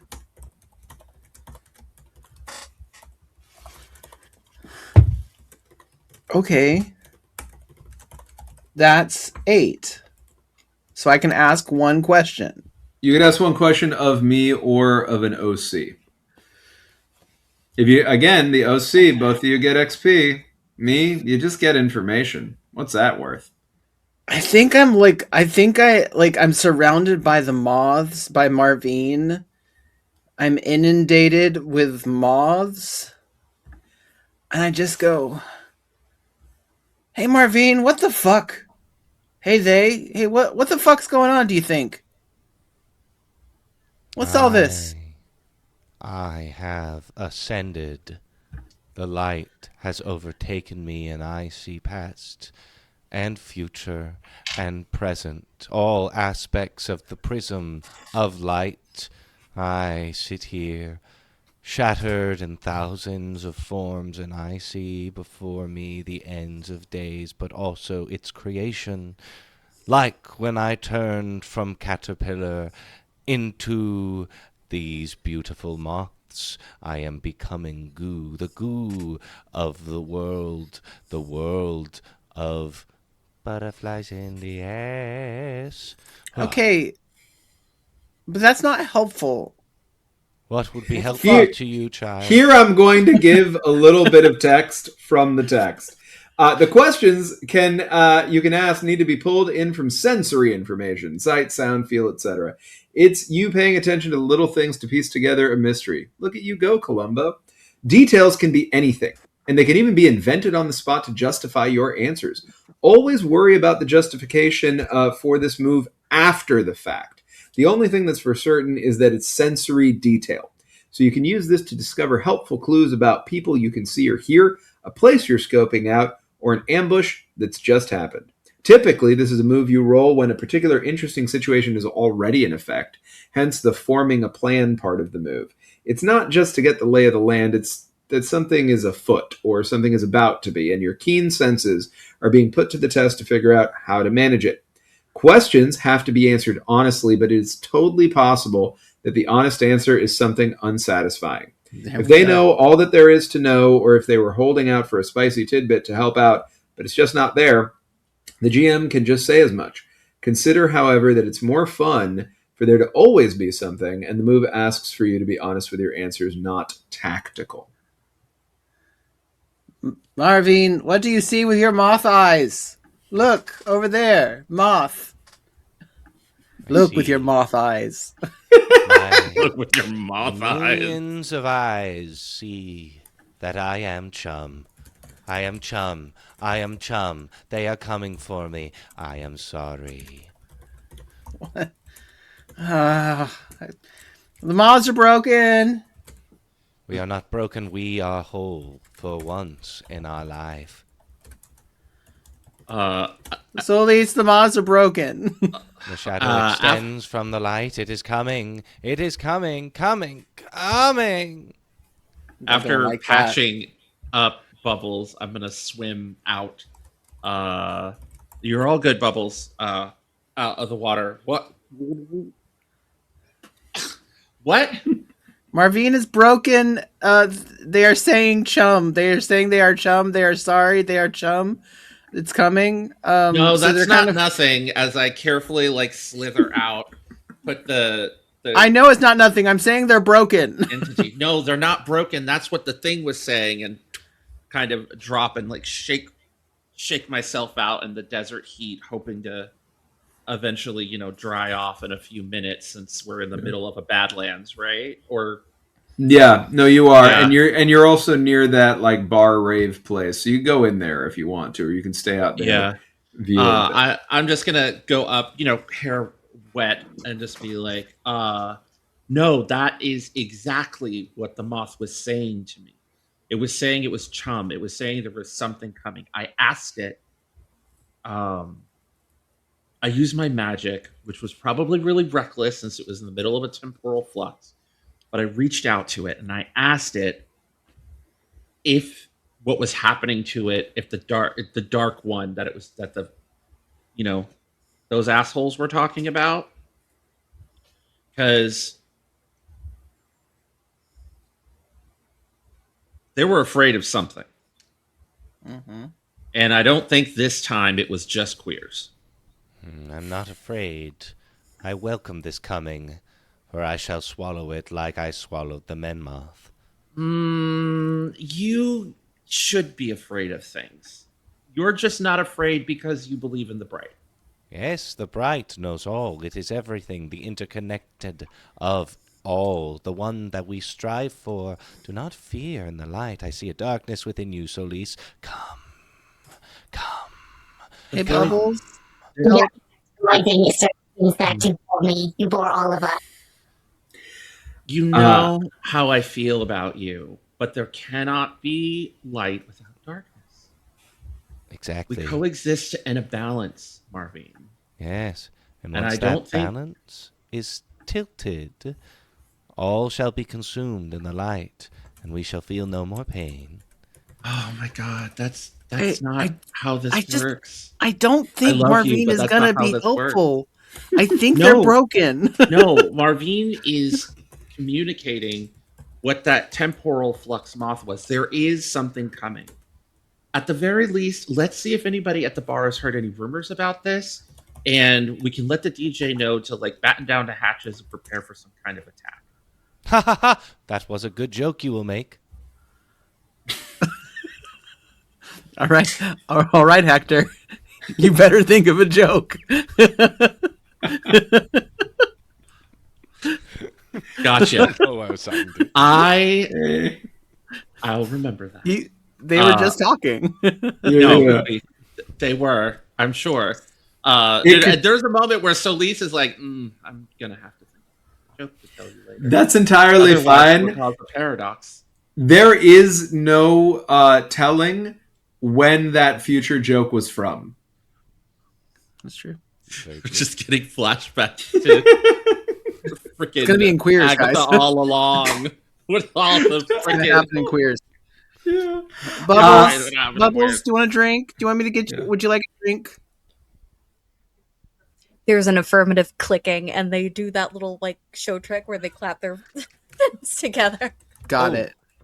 which means 2 vodka Yeah, on the rocks. I also Pour it straight into the tank. I have a gift for you, Asher. I have ascended, so I shall not need this anymore. And this version of my rocket launcher seems a little bit too big for you, so Marveen swarms the rocket launcher and is going to bright fruit it into 2 rocket launchers, and then gives you 2 rocket launchers. That are 50 to 75% as effective and may or may not work and may or may not hurt you. There's 2 tiny They rocket are launchers. they are covered with like moth silk. It looks like a rocket launcher that has been split in 2, and then half of it is like reconstructed 3D printer style. With just I am Metroid. I don't understand that wild. joke. Oh wait, I get it. I understand now. I just go thanks. I go off to get 2 vodkas on the rocks and an IPA. Yeah, I'd like to do one thing on our way there. Yeah, I go want for to it. like stop, put my hand in the ground, and look around in that weird place where the moth was, where the Okay. temporal distortion, and I would like to figure it out. Okay, Can go I ahead and also yeah. get up in your business as well? I'm gonna try Absolutely. to give you advantage on this. All I right. swarm you and I start putting my proboscis in your ears, feeding you temporal information. Oh, that's not good though. Oh wait, we have a +3 together, so that's a 7. Mm-hmm. Oh wait, it's a 9. You have, This It's a 9. You have a plus- bad feeling. Does that you give have me plus advantage? 3 together? Yeah, I thought you were getting The- advantage from the help. You also have a +3 from that? We have a Cam. crush. Our Cam love, has So- to roll. I get a +3 on my get up in their business, which on a 9 does not give them advantage. If something bad happens to them, I'm also caught in the crossfire and I will suffer as they did. So, so you're we up in their don't- business, risking Yes. this, and they don't get advantage. Copy. And yes, correct, absolutely. Glad that Okay. worked out.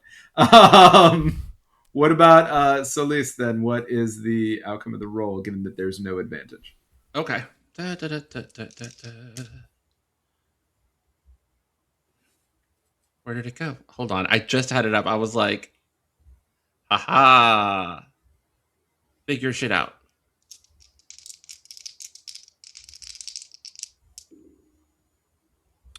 No, I got a 6. Good. Whatever happens, happens. So I marked so- XP. You mark XP, yes. And describe what you did to try to do this. I was just while I was Marveen's touching the in ground and looking around and sensing the energies around me. Cool. Marveen is also going to be taking something from you. And, ooh, I'm so torn between 2 of these. They're so nice. You know what? I'm going to do this one. You're both going to get it. You're possessed. So, a devil has somehow embedded itself in your psyche. It whispers things to you, bad shit, but bad shit that kind of makes sense if you squint right. When the devil in your head tells you what to do, you get advantage on any roll when following its advice, or disadvantage on any roll where you tell it to shut the fuck up. Another devil? The light. Yeah. The light has entered me. Bright, bright. This is the darkness. Yes, of course you would say that. It is a test.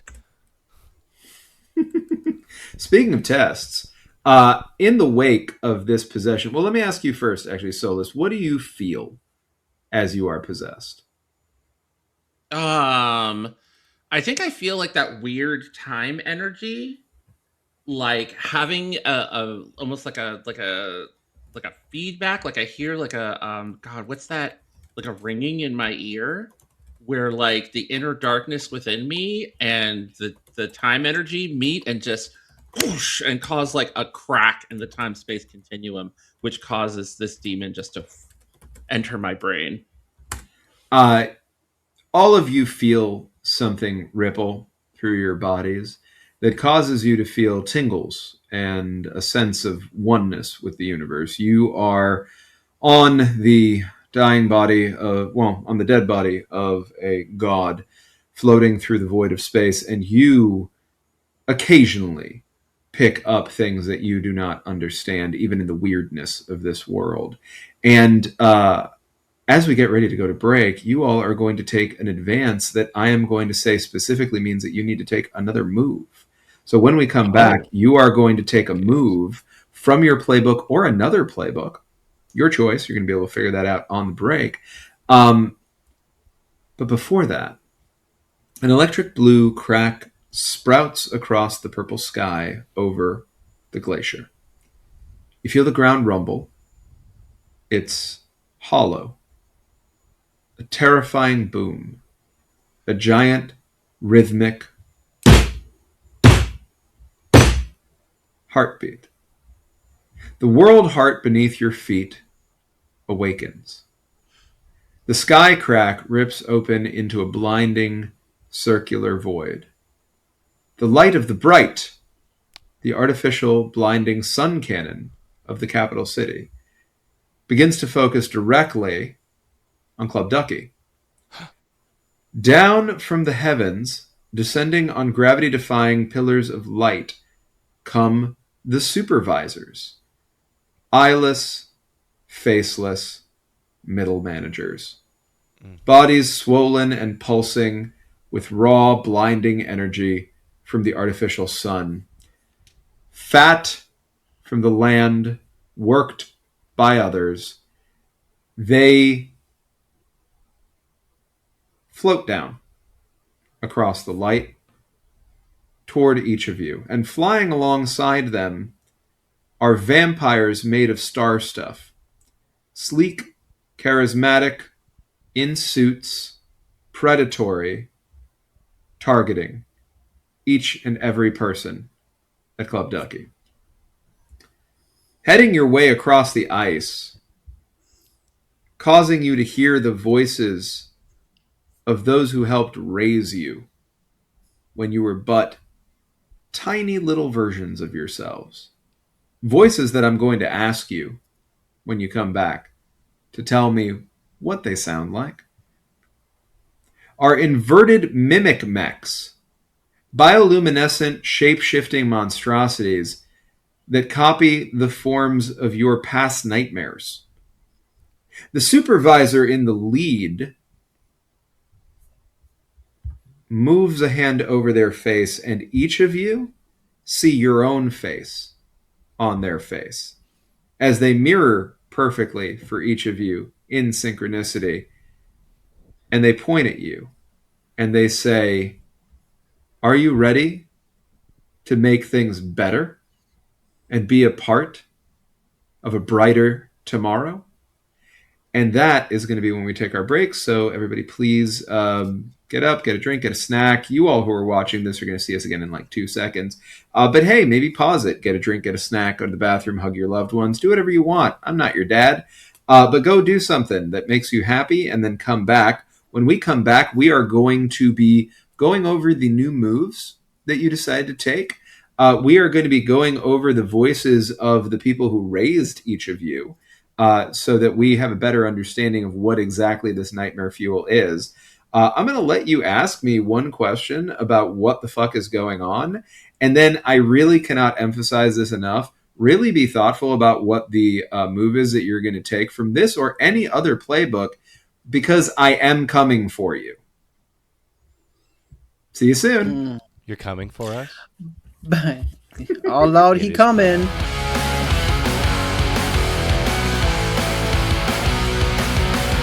All right. So, welcome back, everyone, from the break. We are in a very weird place right now. There is bright, shining artificial light towards you all. The beating heart of a dead god underneath your feet seems to have come back to life as the world is cracking open underneath you. There are vampires in suits made of star stuff. There are middle managers whose faces were purely missing, just absolutely smooth, that now have your faces instead as they look at each of you. They are asking you if you're ready for a brighter tomorrow. And you all are going to have a second to be able to try to do something. But before you do, that ripple that came out and hit all of you before the beating heart could be felt breaking through the ground gave you an advance that gave you a chance to take an additional move. So what did each of you take? Eli? Actually. Eli. And then Hector. No. Me? Okay. Yeah. I am taking from a different playbook. I am taking from the Fire Breather. I am taking kick, punch, it's all in the mind. Violence comes easy to you. Whenever you roll fuck around and find out or smash, you gain a +1 hold no matter what you roll. Nice. I love that. All right, Hector? When that ripple goes out, the status that you gave me about being possessed partially rips out of my soul and manifests as a liquid black, winged, goat-hooved, pot-bellied, devilish creatures with like a crow's face, liquid golden eyes, and just completely like black skin and feathers. And it just goes, "Rah! How may I serve you?" Cute. Baby. I love that. And that is you taking the move of? Familiar. Yeah, it is. Yeah. It's about the size of a cat or dog. It performs simple tasks that I tell it to do. If it ever gets harmed, it just vanishes and reappears somewhere in like 48 hours and will make its way to me. I love that. You do still have the status, though, right? Of Oh, I possessed, do. but- I do. Yes, It's just that the status is like the status will go away, but like the devil will still be there. The devil like, still hangs out. form. Now you just got a Still buddy. hanging out. Now you Yeah. got a buddy. I got a buddy. All right. I was that. the wrong person to give the status to. The darkness within me is like, ooh, I can play with this. Toys. No, that makes you the right person to have it. Cam, what about Marveen? Oh, Marveen is shimmering. They look hot as fuck. So from the Airwave playbook, I took screams and teeth and nails. When you make kicking ass look good, whenever you do damage in a way that looks fucking radical, cross off one of the options on the list below. I can pick a crossed off option until all options are crossed off, at which point they all open up again. I can, 1, pick an additional option from the move I rolled that caused damage. I can impress an enemy. They focus on me. I can dismay an enemy. They change their plan. Or I can roll my next move with advantage. Ooh, I love every single thing that you just said. And finally, very much not least, Bubbles, what you got for me? Oh boy. So Bubbles took the I'm a creep from the Meat Shifter book. Your body can shift into something meat-like and grotesque. Describe the vaguely humanoid form you take on to others. You can shift in it to will, but you can only choose one. And when I do, I can take a status. For a few minutes, I'm not in control, or regular human activities are difficult to do, or my body becomes lethal somehow. Ooh, I love that. All of that is going to matter a lot to you right now, as all of you are seeing that the floor beneath you is cracking harder. I'm going ahead and taking a hard move because I told you, not going to be nice. Making the environment dangerous. You know, the world's scary, jagged, rocks want to tear them apart, townspeople throw explosives, blah, blah, blah.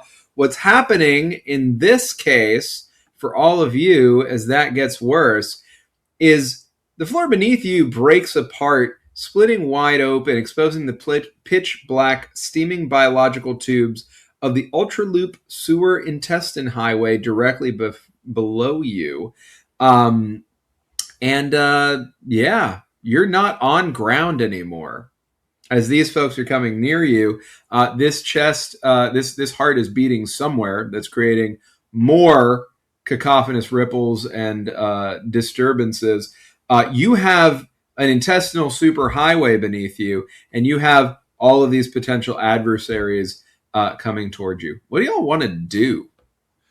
I still have 3 slots of gear. I pull out a bone wand out of my side satchel, spin it around myself as you see this black cacophonous energy appear around me, which gives me advantage on my sinew roll. As all of a sudden you guys, I spin it around, you see this energy, I put it in my mouth, and I start to pull out that gore, that black, puddly gore once again. And then, like, once the first is like out, I scream out, "Dream!" Awesome. 12, 13, 14, 15. Let's go. On my sinew roll, and what my special thing lets me do this time, on a 10 plus, you transform part of the battlefield to something else. Ocean, lava, real hologram shit.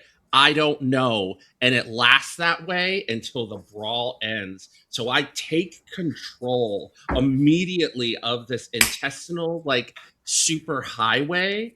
Yeah. And, like, I just, God, what do I want to do? I'm just gonna utterly, like, transmogrify it into something, like, solid, flat, with lots of, like, rocky crags coming out of, like, cooled, like, obsidian, essentially, is what I want to do. Like, creating an advantageous landscape with lots of, like, cover and places for us to maneuver through, making it difficult for those that are coming to us. I love that. You absolutely achieve that. I will say, y'all are still falling, unless your mech is able to, pew, you know? But it is all there, and now it is cover, and it is sleek obsidian, and it is everything that you just said that it was, because you get control over that, not me. It's just below you, so you gotta get there. What about the rest of y'all? What do you want to do? I'm gonna let each of you do one thing before you all potentially hit the ground. The new ground, the intestine. Let me know what ground. you think I would have to roll. Go for it. But what I plan to do is spill out half of the water in my little container so I can lighten the fall for everyone else, kind of like in a here's a parachute, get sloshed, slip and slide midair kind of vibe. Let me see. I'm trying to see. It's very much putting my body at risk because I'm going to be in less water. Yeah, but you're already. Help me remember. You stayed in your mech, right? Yes, I'm in my mech. I specifically took the spine thing because I. Sure, that makes sense. So it's got to be a move that you could do in your mech. So I gotta. Sorry, it's taking a second. I just got to get to those pages. Oh, you're sorry. Which are a little bit further down, around 56, I think. Right? Nope, I'm wrong about that. Mech brawls, mech status. That's not going to help me. Does anybody know where these moves are for the mech stuff in the thing? 60. I'm looking for it here. 50. 60. 50 or 60? I'm on 50 for, like, so it's going to be 60 for the actual moves. Yeah. So 58 for the oh shit. No, never mind. Those are statuses. Don't listen to me. No, don't worry about it. That's what I got to the statuses, and then I turned around. It was my bad. Here's something to measure. No, that looks like a hit. Take a hit. Replace your gun. Nope, that's when you take a hit. Get thrashed. Pass out, fight through, finish them. I'm not seeing a move in there that actually does this. So what I'm going to do is I'm going to just home rule something because I think what you want to do is rad, and you're going to be able to give everybody else advantage, but yourself disadvantage if you succeed at this with a 10 plus. If you succeeded it with a 7 and 9, I'm going to make it so that you are going to have to take a condition and you'll still be able to pull it off, or you'll choose to fail. And then if you get a 6 down, I'm giving you 2 conditions, one for your mech and one for you personally. Cool? Cool. All right, so you're going to roll this, though. Let me look at your stats a second. You're going to roll this with guts, I think. I think guts is what makes sense. Yeah, That's perfect. Here goes. 8. Okay, so you can choose to fail, and none of this stuff happens, but you don't take a condition, or you can take a status that I will choose, and then also everybody else gets advantage, but you get disadvantage on the roll to take the hit. So you all are going to have to roll to take the hit when your bodies hit the ground, right? You'll take the status. You'll take the status and disadvantage on the roll to take the hit. But that is perfect. So we're going to do that, and I'm going to go ahead and give you the status right away, which is, come on, okay, let's get to the mech statuses here. So we put one of these in there. It is going to be, geez Louise, this is hard to navigate. You are going to be good disarmed. You're spooked. Even meat mechs get scared sometimes, especially with all the shit that you put yours through. Something has spooked the semi-living consciousness of the meat mech that you intertwine with, and it's lost its edge, making it harder for you to get your mech to make that final killer blow. Roll with disadvantage of all finish them moves. So if you want to finish them, you're going to take disadvantage on spooked. That is for your mech, right? To be clear, it's not everybody doesn't have disadvantage on that yet. That was fantastic, though. Everybody else, you're going to get advantage thanks to Bubbles here on your crash landing, and which is going to be take a hit. But that isn't happening yet because 2 of you still need to take 1 move before you do that. What would each of you like to do? I'm going to scream out, "Baby, to me!" And the meat suit will grow up me again. I did roll an 8 on my sinew, so I start the fight with 1 brawl, so we automatically have a brawl. And then I fully forgot that I have this, but my options for my sinew is the dominatrix synapses. So, no, just kidding. My corpus, bedeviled skin crust. I have a devil in my skin, and I can have hex. Nice. I love that. So I am going to point at one of the does it seem like there's anybody who's like the guy, like the Brad of the Brads? Yeah, I mean, that one who spoke to y'all, who was in the front of the middle managers, the faceless folks, that one is like a Herald of Galactus kind of vibe, you know? Just coming around and being chatty. So that one would be the one who is kind of in charge. The Vanguard seem to be the middle managers. The backups seem to be those like star stuff vampires in the suits. They are seemingly heralding something.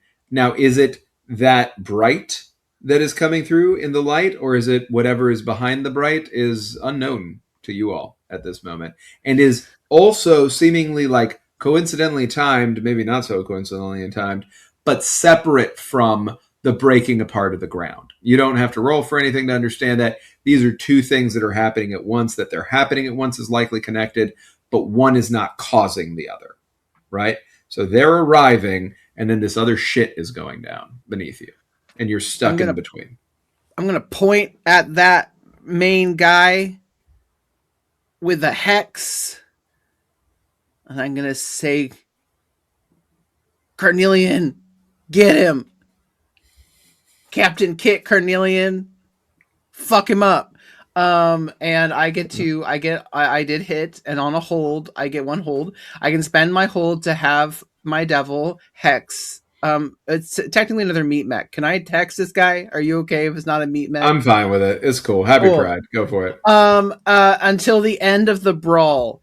So I can choose to have, you can tell me a secret that the pilot is thinking. The meat mech will malfunction for a quick instant. The pilot will hallucinate something about the environment. Obviously, I'm going to have him hallucinate something about the environment, which is that the light is actually a bug that needs to get squashed.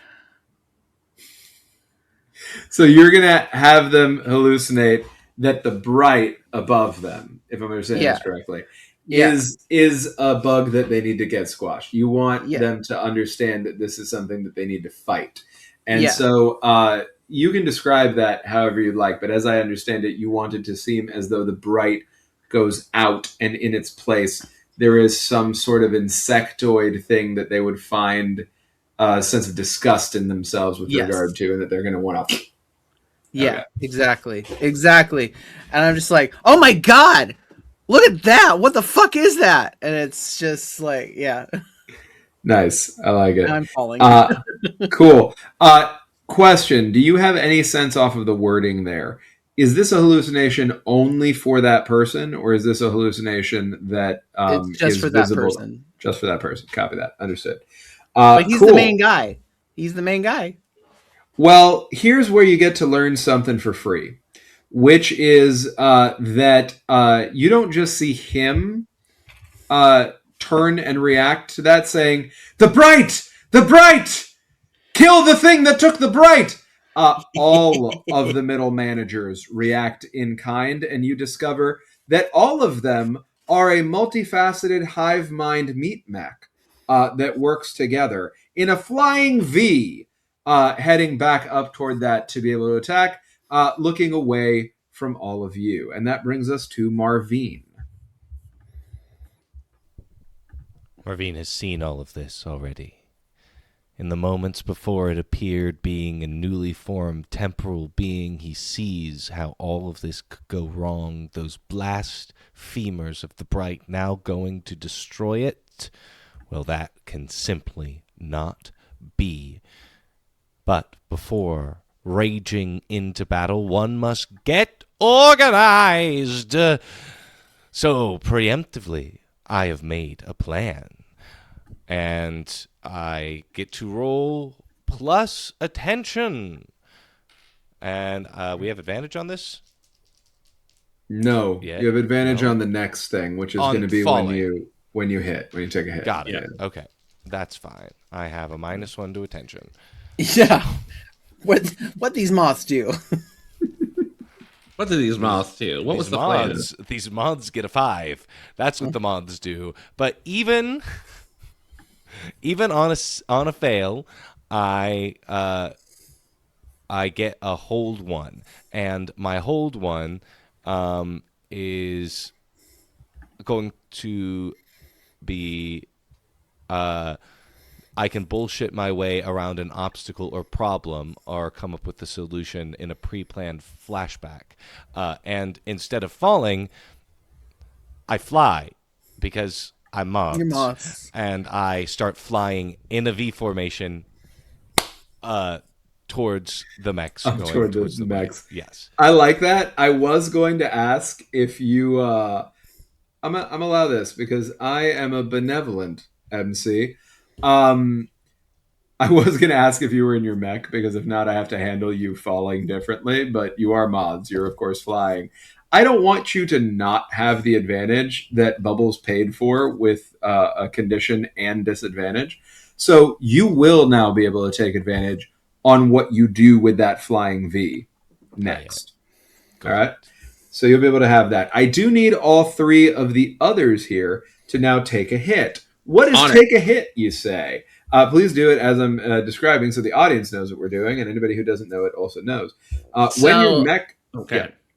I was going to read it for you. That's fine. You can do it if you want. Go for it. Yeah. When your mech takes a hit and isn't trash, roll plus Viscera.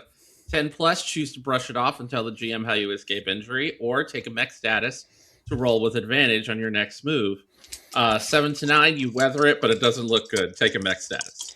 And here, the game wants you to describe the gory, nasty results of viscera being cleaved from the body.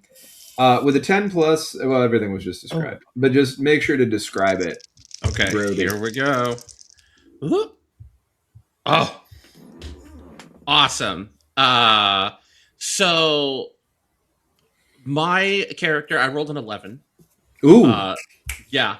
And I think that the mech dream just superhero lands on the obsidian landscape, but you can see all of this like liquid black viscera come out of the joints of the exoskeleton and flick and splash on the ground. But in response, all of the edging, gold edging, just glows, and they just stand up tall and ready, and like turn around and look and get into a battle position as slowly you see all these little like gills start to open up. I love that.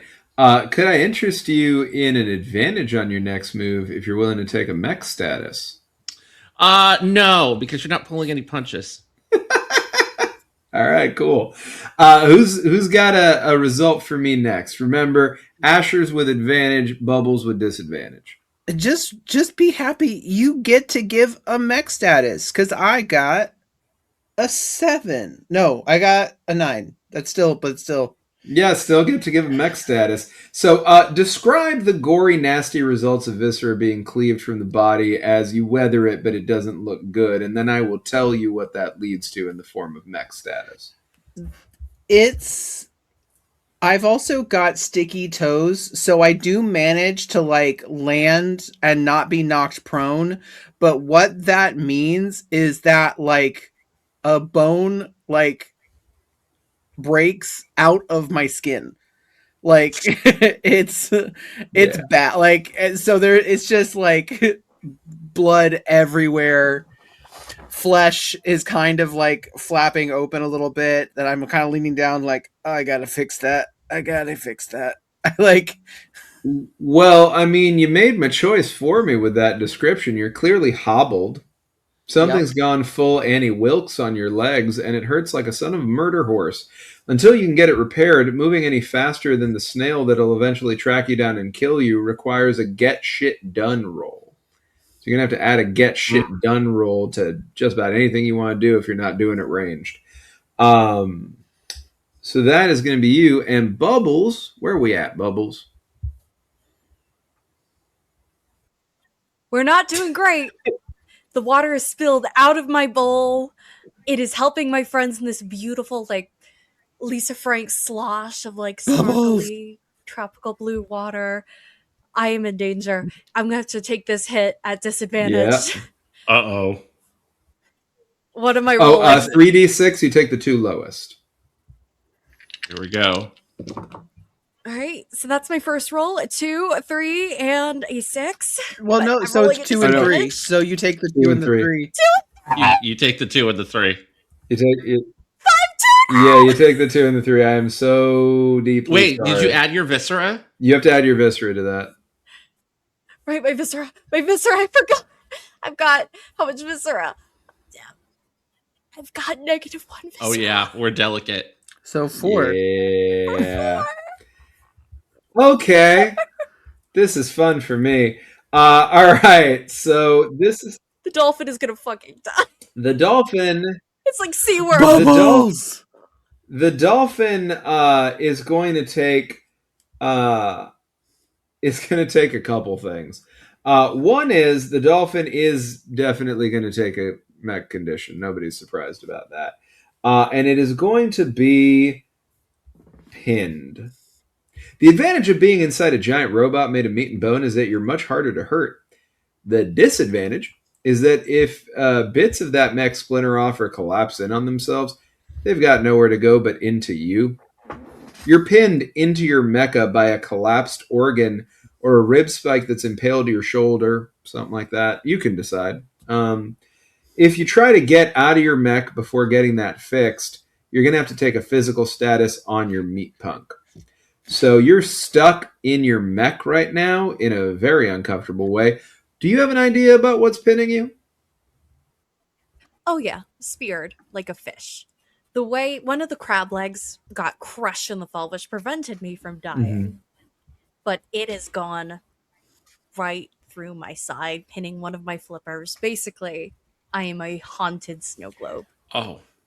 I love the phrase haunted snow globe, and so take advantage.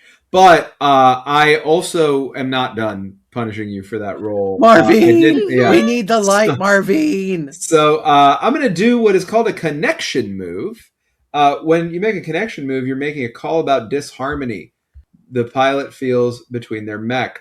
A lot of things can cause this, although they mostly funnel down into internal belief. A belief that you're not good enough, that this isn't you, that you can't do this. Some part of you, no matter how well primed and psyched you are, has come to believe that this will not go well.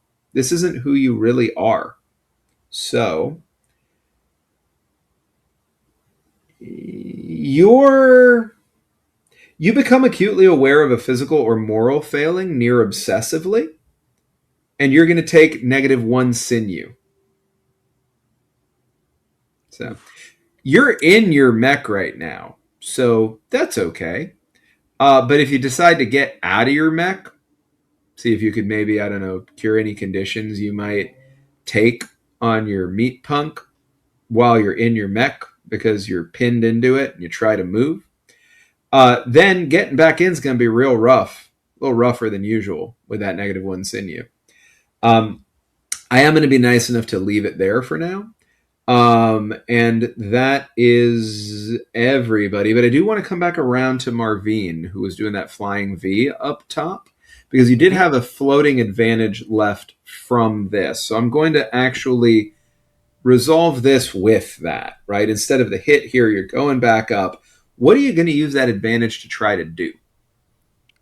Well, I already get advantage on going into my mech, so I might as well take advantage of that before I get into my mech. And I think I think Marveen is gonna do what Marveen does best, and they're gonna get shit done.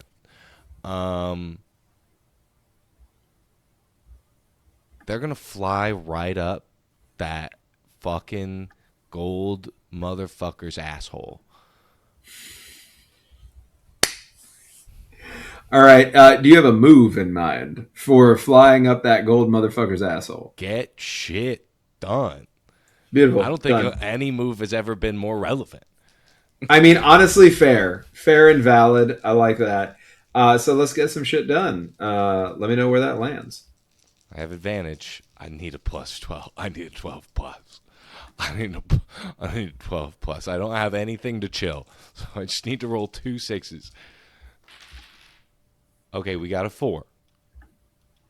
We got a 6. And we got another 6. So oh, shit! What Marveen does? Flies right up that asshole. Butterflies in his ass! There are butterflies but in his once ass! I say it was foretold. Will realize. Okay.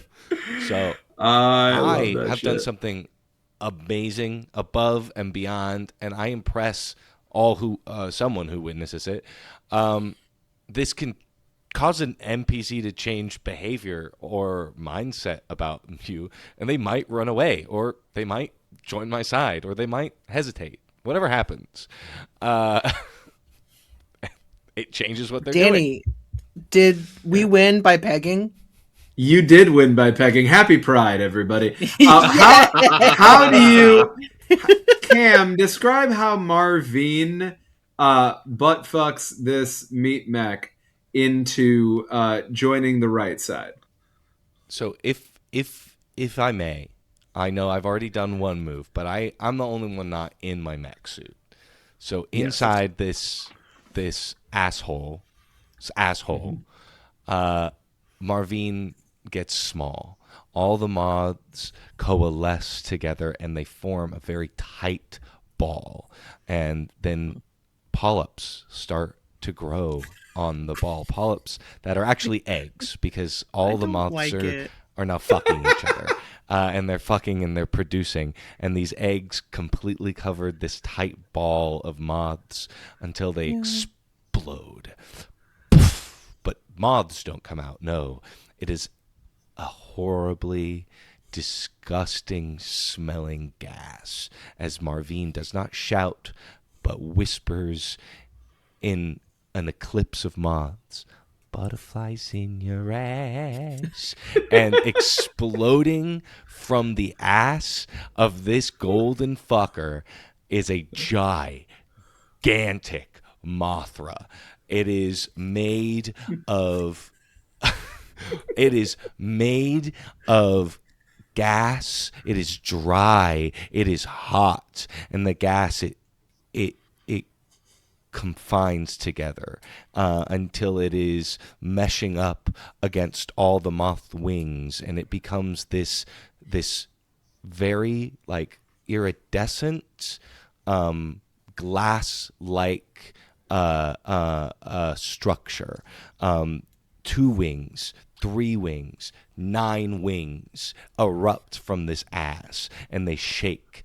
And the body of this thing is ever changing. They are exploding sacks of eggs that have coalesced together to form the body of this gigantic moth. And the eyes are just these disgusting, vacuous holes that are continuously emitting these sonic beams. And you can see at the edges of these holes, if you look close enough, are ridges that resemble human teeth.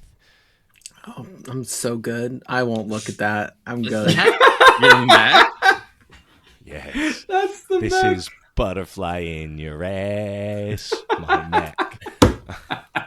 Cam, Cass, ovipositor. Wow. And because of how my mech is designed, I get to roll with advantage on my sinew roll.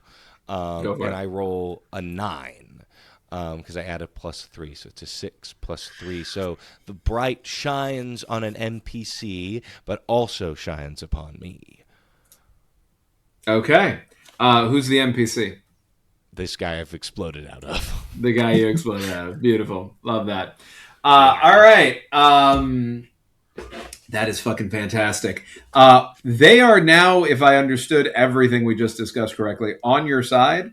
So this flying V of middle managers are now, because you fucked the lead one so good, now fully have converted into kind of whatever you asked them to do, right? They're fully simping for you. Like, they are just you worshiping. And through that can be bright worshiping if you want. They were already doing that. But you're under control. You are Dom in the situation, right? They believe in you. You are their alpha and omega. The others, because the Stardust vampires in the suits are separate. The Bright itself is separate, and whatever the fuck is going on underground is separate. Are going to do some shit. And so what is going to happen here is I'm going to divide the group. So you're stuck up there, Marveen, as the skin of this world shoots upward and outward, turning into an obsidian dome underneath your feet, cutting you off from the other 3 who are down there in this superhighway of obsidian X intestines that are pure obsidian, but do still very much have shit inside of them, right? That you can't get to the shit very easily right now. They're covered in obsidian, but it's in there, and you could tell, you can feel it rumbling around in there. It does not smell great, especially when it's closed up like that. So y'all are broken up there. That is how the ground is going to react.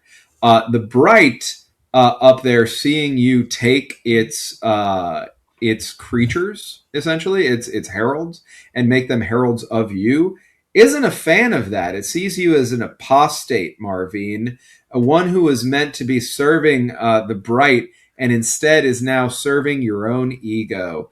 And so you are going to need to make a move for me.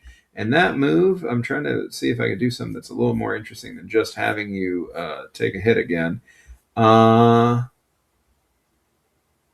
What's your viscera, by the way? A -1. But boy, you are going to take a hit. And I want to be very, very clear about this. If you do take a mech status, you're immediately trashed. Get trashed when your mech takes a number of mech statuses. Oh no, my bad. You're going to have to take 2 hits because it is a +3.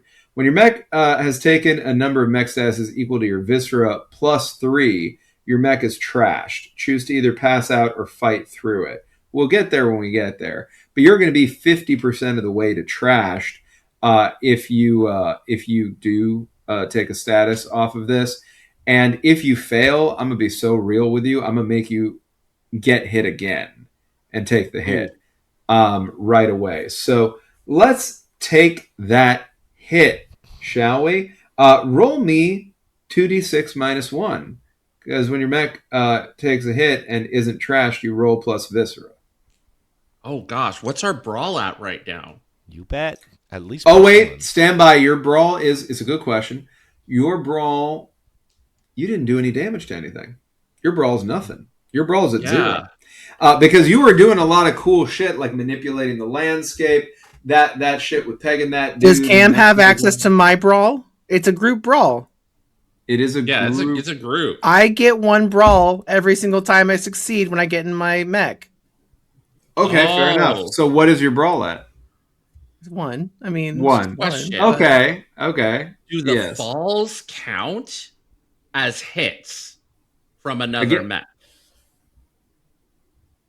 Yes. Mechanically, yes. Then we're at -1 brawl. Because all 3 of us took hits from the fall. So -2? Yeah. -2 brawl, because it was a We're at +1 -2 brawl. And guys, we've lost the fight. Already? Because as soon as your character gets hit, we're at -3 brawl. And the bad guys have won. What if I roll a 12?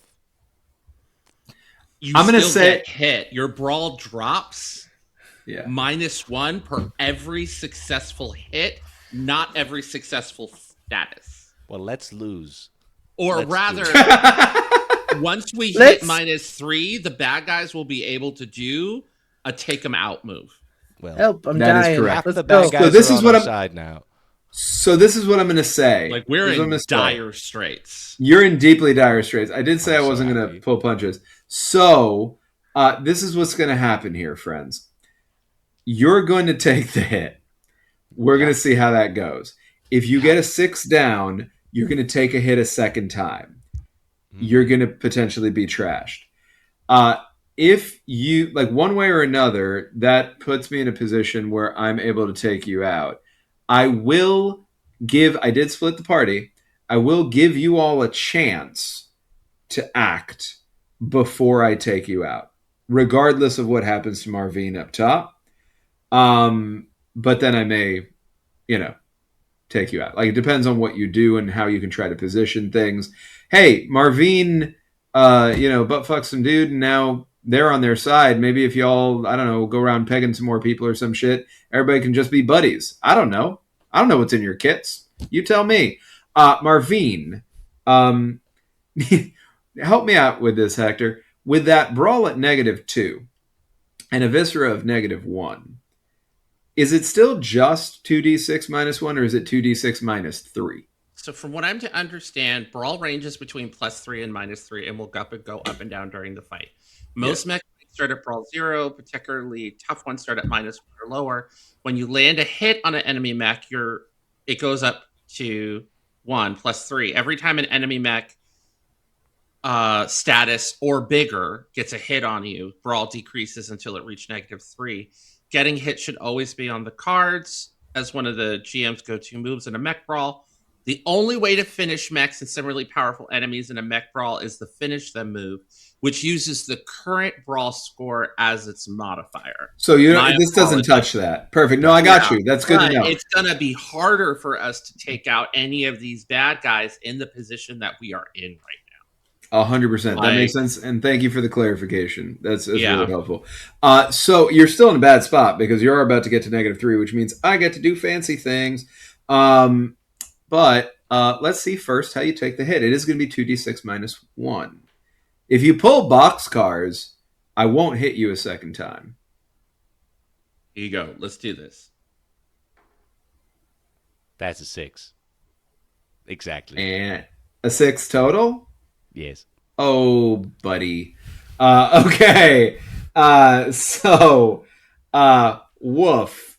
All right. 6 total. What am I saying I'm doing? I am giving you a status. I am hitting you again.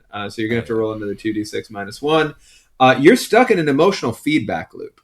So with this first hit, sticks and stones don't really mean squat when you're encased in 8 inches of fortified meat, but shit people say, that can sting, especially when your meat mech just got punched in the spleen and it's sending all sorts of weird signals to your brain.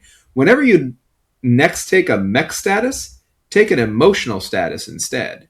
So you, in this moment, have emotional feedback loop because the bright to whom you... Sorry, there, I'm back. Because the bright to whom you have dedicated yourself has called you an ego-driven, opportunistic, narcissist, apostate. Yep. You ever watched a bright sun call a moth an apostate? Every single one of Pride's Marveen's moths Yeah. take little tiny sunglasses and put them over their eyes. And from within them, that devil, it speaks into their ear. And it says, fucking roll with it, bro. And Marveen's eyes talk like mouths. And he repeats that sentiment. Fucking roll with it, bro.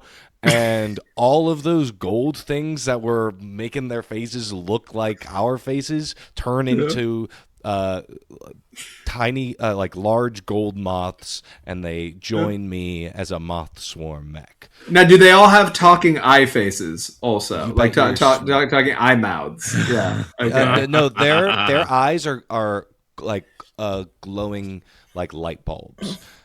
Okay. Copy that. I just like that Marveen is clearly a biblically accurate angel. That's what we're actually going with here. Yes. Yeah. All right. So what in the Guillermo del Toro bullshit is this? It's great. It's 2d6 minus 1, baby, because you're taking a hit again. Another hit. And obviously you're at -3 brawl. We're that's table stakes right now. You're already at -3 brawl. Okay. So I'm gonna roll my first one. That's a 1. So this can't get higher than a 6.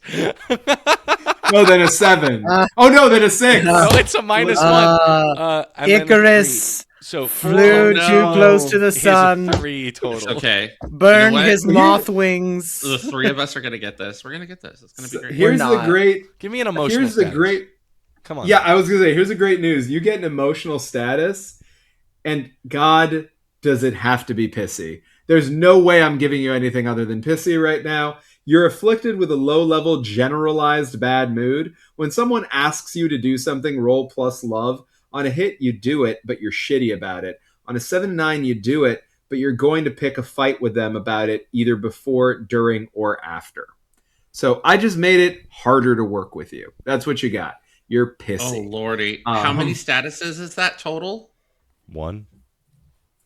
One No, it's not emotional, two? and how many mechs do you have? Well, I have the thing one is, mech because I gave status. him a mech status that would give him an emotional status, now he Oh, it took an doesn't emotional stack? status.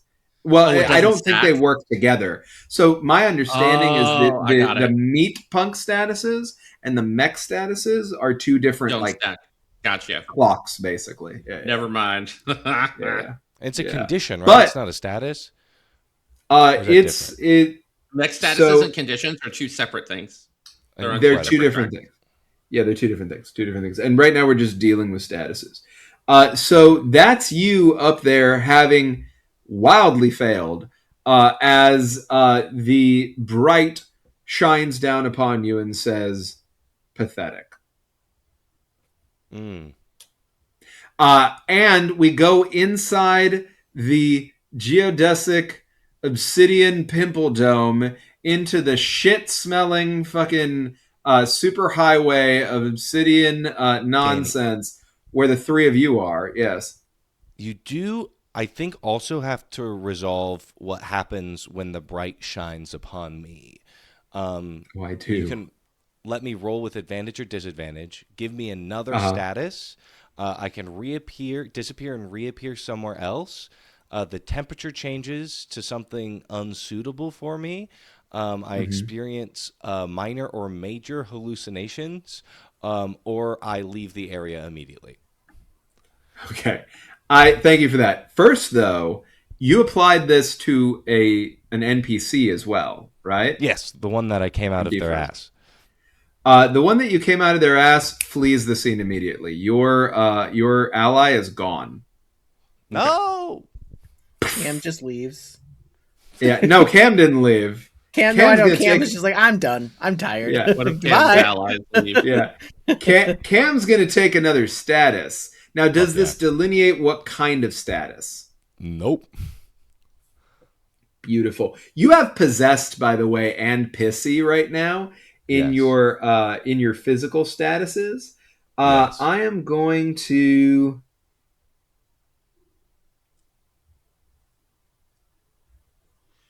No. Oh my gosh, Bubbles. We are in so much trouble. Yeah. We're really in it now, Bubbles and I Bubbles. are in so much trouble. Hey, Heartbreak. I What's have your name? giving you ideas, but heartbreak. things keep getting worse with Cam's character. I'm like, Marveen, you're heartbroken that the mech you finally found another entity that's a bunch of things, right? You had really life-altering pegging that you engaged in. You procreated in their ass, exploded outwards your true self, your full Mothma, right? And you thought that they really got you. And then they just ghost you like this because what, their boss called you pathetic? That's heartbreaking. So you wanted someone to do or be something more, but it just didn't work out. Anything that reminds you of them, if you make a move against it, you're rolling with disadvantage. And you know what reminds you of them? The fucking bright.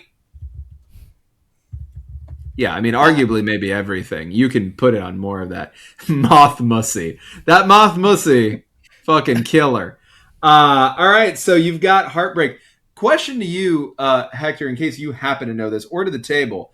That is 2 emotional statuses and 1 mental status. Is there anything I'm supposed to be doing with that now? Like in how much that stacks? hold on a second. If I Let me get go back 5, to the basic moves. I know that I am clocked out or something, checked out.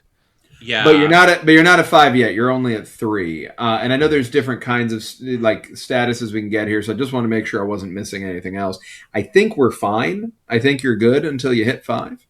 But you continue to be possessed, heartbroken, and pissy. How many mech statuses do you have? Just one? But one. also something else is wrong with me as well because I am trashed. Because I have taken. Oh yes, you are. A number Fuck of me, statuses that's right. equal to my viscera. yeah, that's why I asked earlier. Like, Well, but how what many- kind of status? Because taking a number of mech statuses. You only have one mech status. You only have when one your mech status. has taken a number of mech statuses equal to your viscera plus 3, so 3, right? Well, no, 2 because it has -1 viscera. Negative, so 2. You've only taken 1. Your mech is taken 1.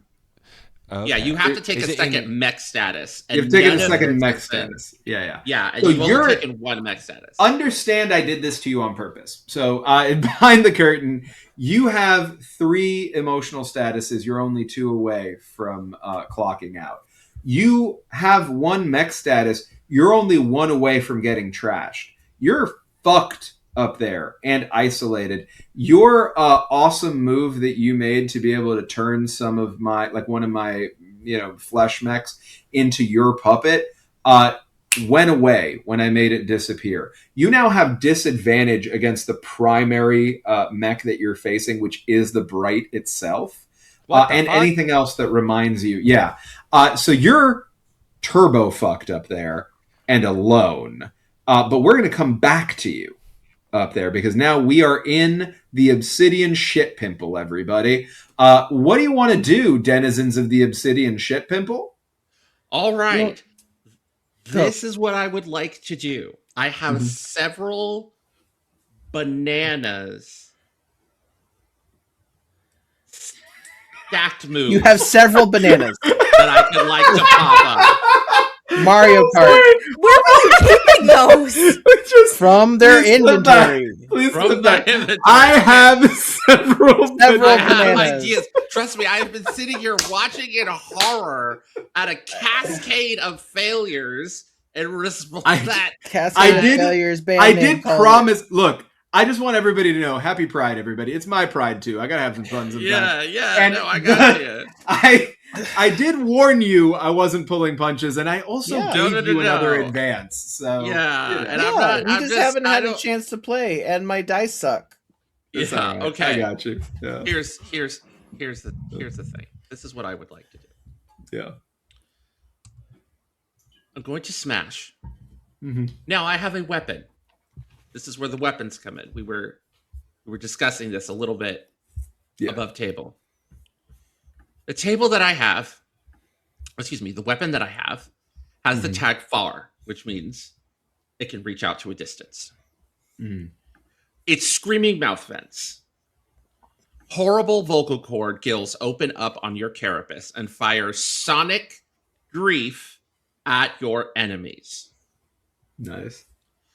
Which harmonizes with my glow teeth. When you're in your meat mech and you speak, anyone around you must listen as if hypnotized. If someone hypnotized this way gets suckered, ambushed, or attacked, and the others are still hypnotized, but the GM can decide if they snap out of it at any point. So all these mouths, those creepy gill mouths I talked about that opened right as I superhero landed, are all gonna open up and start just shrieking, "Leave this place!" as the sonic energy reverberates out and up. Okay. I love that. What do you got to roll for that? I'm going to use the advantage that you gave me from earlier. Love it. Hold on. Rolling it. Okay. 4, 5, 6, 7 plus 1 is 8 for my corpus, for my smash. All right. So on a 7 to 9, hold 2. 1, smash something inanimate the fuck up. That obsidian dome. The pimple, gone. It's dust. Done. Love it. And I will say it's specifically dust, even though I just made a shattering sound so that it doesn't have pieces falling down on you. You fully disintegrate that shit. Yes. And then for my second one, I'm going to land a hit on an enemy about your size like a mech. And I'm going to hit the Bright. All right. Okay. You land a hit on the Bright. Which takes Brawl from -3 to -2, right? Mm-hmm. All right. And Then, using my glow teeth, I am going to hypnotize whatever created this pimple thing, because it's here. Yeah. And the rest of the vampires and everything flying up there, and unfortunately my friends, because they can hear me. There's nothing in here that says, it says everyone around you. So... Yeah. Oh, I buy that. It says anyone around you. Never mind. I am not hypnotizing my friends. I am hypnotizing all the bad guys. Now, of course, I'm assuming that I can't hypnotize the bright because I hit it. Because it says... Yes. I think that's right from what you described before. Yeah. Because it says, if anyone hypnotized this way would get suckered, ambushed, or attacked. Yeah. So... You can decide if they can snap out of it at some point. Okay, that's fine. We'll the ones that are there. So I'm gonna let all three of you move in a row unless you fail. Of course. Gotcha.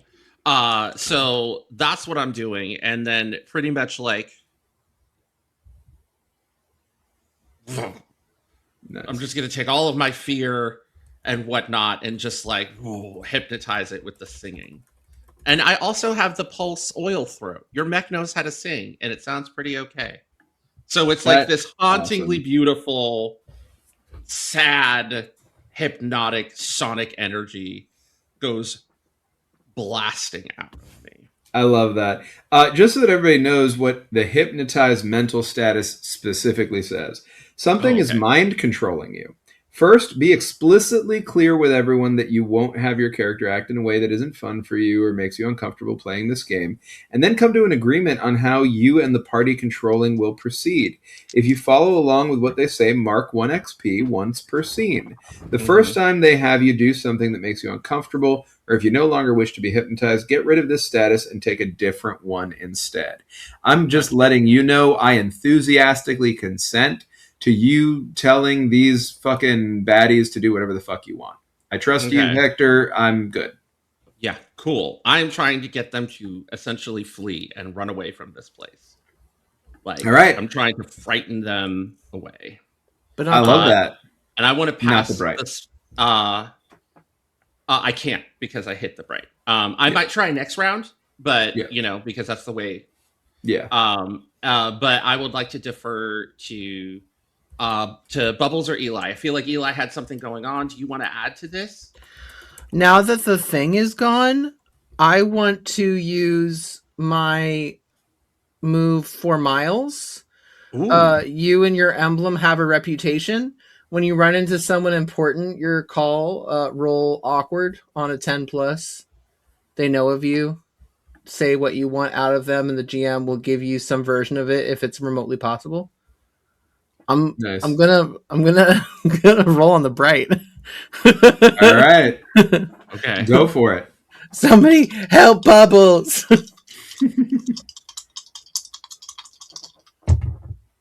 All right. It's not a +10, but it is a 9. So on a 7 to 9, they know of you. Say what you want to avoid with them, and the GM will give you some version of that if it's even remotely possible. Like, chill, man. Can you just leave us alone? I shouldn't do this because I said I wasn't going to pull punches, but are you sure? Yeah. Okay. The light of the bright turns cool, cold, frigid. Okay. You're all in a freezing landscape now and are completely isolated from each other. You cannot see each other at all. Cool. I'm gonna get Bubbles. You see, you got what you wanted. We chilled, and you're left alone. Yeah. Oh no! Just you and the bright. Hey, Danny, we're not in Oceania. Relax. I said I wasn't gonna hold back. I want you to be able to stretch your legs. Kill us all. You wanted Just to Hey, for kill pride. us. My God. What? Oh. This is our Somebody I get bubbles. Swish our meat. I punk. asked if you were sure. I know. I know. I'm still sure. All Why right. did you ask it that? I thought you were going to ask it to. Actually, you know what? I'm going to say it in character. I thought you were going to ask it to help Bubbles. No, I was telling it to leave us alone. Oh my gosh. I can't. I don't see think it would help. anything. bubble. I don't think it would help Bubbles. I think it would cook Bubbles. Bubbles, speaking of which, what are your statuses? What kind of status situation you got going on between your mech and your personal statuses? A lot of them. A lot of them. Harpoons. My mech is frightened. My mech is. I'm also trapped in my mech, so I'm speared. So if I try to roll, I'm not getting out of this thing. I'm trapped in this thing. So you have one mech status and one personal status, two personal statuses. Where did that land? Yeah. One mech status, Two personal. Okay. And the one is trap and the injury. Okay, so you're stuck where you are. Two personal Unless you status. make a what's it called? A sinew roll. Yeah. To try to get out of that. But there is an issue with you moving into that because it's going to be harder for you to get back into your mech afterwards because you took a -1 from the connection move to sinew from before. Because you're feeling down on yourself. So it's a little harder for you to get back in. Yeah. I look at my trap flipper and I just think, my translator's broken. I have no voice now. God, I wish I had fingers. I really wish I had fingers right now. Maybe sapiens humans are okay. Does your weapon? I would love some fingers. Does your weapon have the range tag, Bubbles? No, it's near. Okay. It's literally spikes I on got my you. mech. No worries. So is there any kind of move you'd like to take, do you think? Yeah, there is. I'm going to use the meat shifter move. I'm a creep.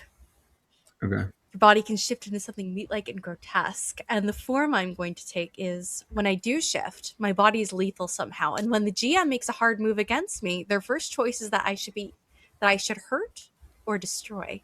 Ooh, interesting. Okay. So what is this lethal shape? So the way I'm flavoring it, what the remaining flipper that I have is just flailing, and I hit the emergency button, which is, I imagine, it's like a little red crab. The shell shatters. It releases this amniotic fluid that floods the entirety, what remains of the water in there. And then it's just this pulsing, dark flesh that just starts roiling out in these odd white patches. And then big feet like a dog, and before you know it, there is this massive orca whale, the biggest dolphin with massive claws and hands. It's like Orca Godzilla. I break out of my back, still attached to my body, this horrible like tortoiseshell facsimile trapped onto me. We are one, and I just roar. Okay. All right. I like that. That is incredibly cool. Go ahead and take advantage on your next roll for that description, just because happy Pride, and because I fucking feel like it. Is Happy it privileges. Is it I mean, happy? it's happy. I'm having a great time. I don't know about you. This is fun for me. One queer is having a good time. This is gay on gay violence. This is what Oh my I'm gonna god. look We've like gotten President far and enough. Myself. We've gotten far enough into Pride as a Riot that now we get into the nuances of gay We're getting interactions, into right? the Like it's, nuances. Exactly. One of the most important parts of Pride, lesbian oil. yes. Oh my gosh. Yes, Cam, absolutely. do you got something that you want to do next? Okay. Is it okay if I go right after Cam? Yes, but I have to give a physical status to my friend Bubbles here because you Because of the shifting? Because of the shifting, yeah, you got out of your mech before getting that fixed, so you got to take a physical status on your meat punk for that. So now it doesn't matter. You're not in your like the mechanical one for the mech no longer matters. Pinned no longer applies. You don't have it. Cool beans. But you had two statuses before on your meat punk, and now you're going to have a third that is physical, and that is going to be Yeah, I want to have fun. So, organ theft. Well, shit. Dr. Shakes Hayes, meat surgeon extraordinaire, done took your pancreas. Or something pancreas-like that you had burbling around in there. Who knows? You're dazed and stumbling. He took my cock and balls! He took your cock and balls. For on this, our year of... what was it? No, you're... Hold on. 2026. I know. On this, the year of our Lord... No, wait, 1993. 1993. The month of Pride. Yeah, no, and this, the year of our Lord, the month of Pride. Thank you. I didn't know the whole thing. But yes, in 1993, this, the year of our Lord, the month of Pride, Dr. Shakes Hayes stole you dang cock and balls. How you gonna do that on Pride? You're dazed and stumbling. Roll to get shit done before you try to do much of anything, unless you can go really, really slow and careful. Also, you might need to find a replacement cock and balls. Do you know a cock and balls guy? Do you? You can answer. I don't know a cock and balls guy off the top of my head. That's a tough break. You are gonna have to roll get shit done before any move you want to make. So there will always be a get shit done roll unless or until you're able to clear this physical status. This is your third. You get to 5, you're gonna clock out. What does that mean? We'll find out if you get there. But hey, at least you're not in your mech anymore, so you don't have that. Right now I'm a giant orca. Yeah, I love that shit. All right. Did all three of you take a move down there? Yeah. Dang. What a shame. All 4 of you are going to roll. Well, I got to actually do something different for you, Bubbles, because you're not in your mech suit. Give me 1 second on that. But the other 3 of you are going to roll to take a hit. So you're going to roll 2d6. The Bright. The Bright has isolated all 3 of you. Well, all 4 of you.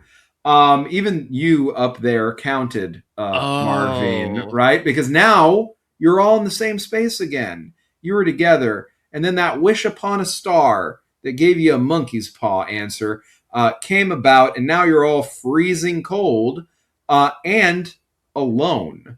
Each of you is isolated, just you and the Bright. You can't reach each other. There was something else, though, that happened before that I should resolve before this, which is you hypnotized the thing under the ground. I did. And you told it to go away? Yes. The thing under the ground is what you are on. It is the dead god that you have been living upon. And it listens to you with its now beating undead heart. Hector, it's all well and good. So, you know how you're in freezing cold and alone? That's because you're drifting through space. The vacuum of space. No longer on this planet that was the dead carcass, now reanimated of a god. Oh no, Bubbles. The cold light of the Bright shines upon each of you in isolation. You are in dire straits. But you know what? Stepping out of being the MC for a second, just Danny, your friend. I believe in all of you. I think that I am. I think that all of you can pull this off. I think you can survive. I think you could find a way to make this work. Even if you can't, at the level of the fiction, come together, nothing stops you from talking above table and coordinating what you want to do. Each of you are going to take a hit now. I'm going to ask the 3 of you who are not Bubbles to do your stuff first, so I have a second to figure out what the fuck I'm supposed to do to Bubbles, since Bubbles is not in their mech suit. And then Bubbles, you'll do yours. We'll resolve all that, and then if any of you are still like alive, awake, not trashed and not clocked out, you will be able to all work at the same time. At the level of the fiction, you can't work together. But above table, you can. So that's how we're going to handle what's left here. Y'all 3 take a hit, please. Be ready to let me know where that lands. Okay. and I gotta see what's going on. I do think that the move for you in the fleshy stuff, Bubbles, is going to be fuck around and find out, probably something like that. I think this might be the first Pride as a Riot TPK. No, we got this. I rolled a 6. I rolled a 5, which means I rolled a 10. Guys, I rolled a 6. Yeah. Which means at minimum I'm going to take another mech status. Yeah. Mm-hmm. Which makes me trashed. That's not that bad. And I am out of the combat. No. You can fight through it. Fight through it. Fight through it, Solis. Fight through it. So check it out. Fight the Check power. it out. You are going to take another mech status. We're going to start with that. Yeah. And the mech status is going to be... Okay, I can fight through it. Yes. Because you can take a physical status. And if I'm not checked out, I'll take a physical status instead of a mech status to continue to fight. Okay, you're going to take a physical status. All right. No, so that would you be were... I think the next one that they take. Oh, the next one. So this one is still that, but you're fighting through. Got you. Copy. All right. Mud in your eye. Your eyes are all messed up. You've got some mud or dust or fungus spores or pocket dust right in them. Seriously, you're not crying. You've just got something in there, okay? Roll with disadvantage on anything that requires clear vision. And if you're traveling at any speed with this condition, be aware that you're very likely to eat shit if you roll a fail. And Okay, you are and floating through space. Canonical. What was that status again? It was... mud in your eye. Mud in your eye. Okay, which does what again? If I move... Disadvantage on anything that requires vision, and if you're traveling at any speed, which you are as you're floating with inertia through space, be aware that you're very likely to eat shit if you roll a fail. So we'll see what that means in the vacuum of space. But you indeed are going to have disadvantage on anything that requires sight, either way.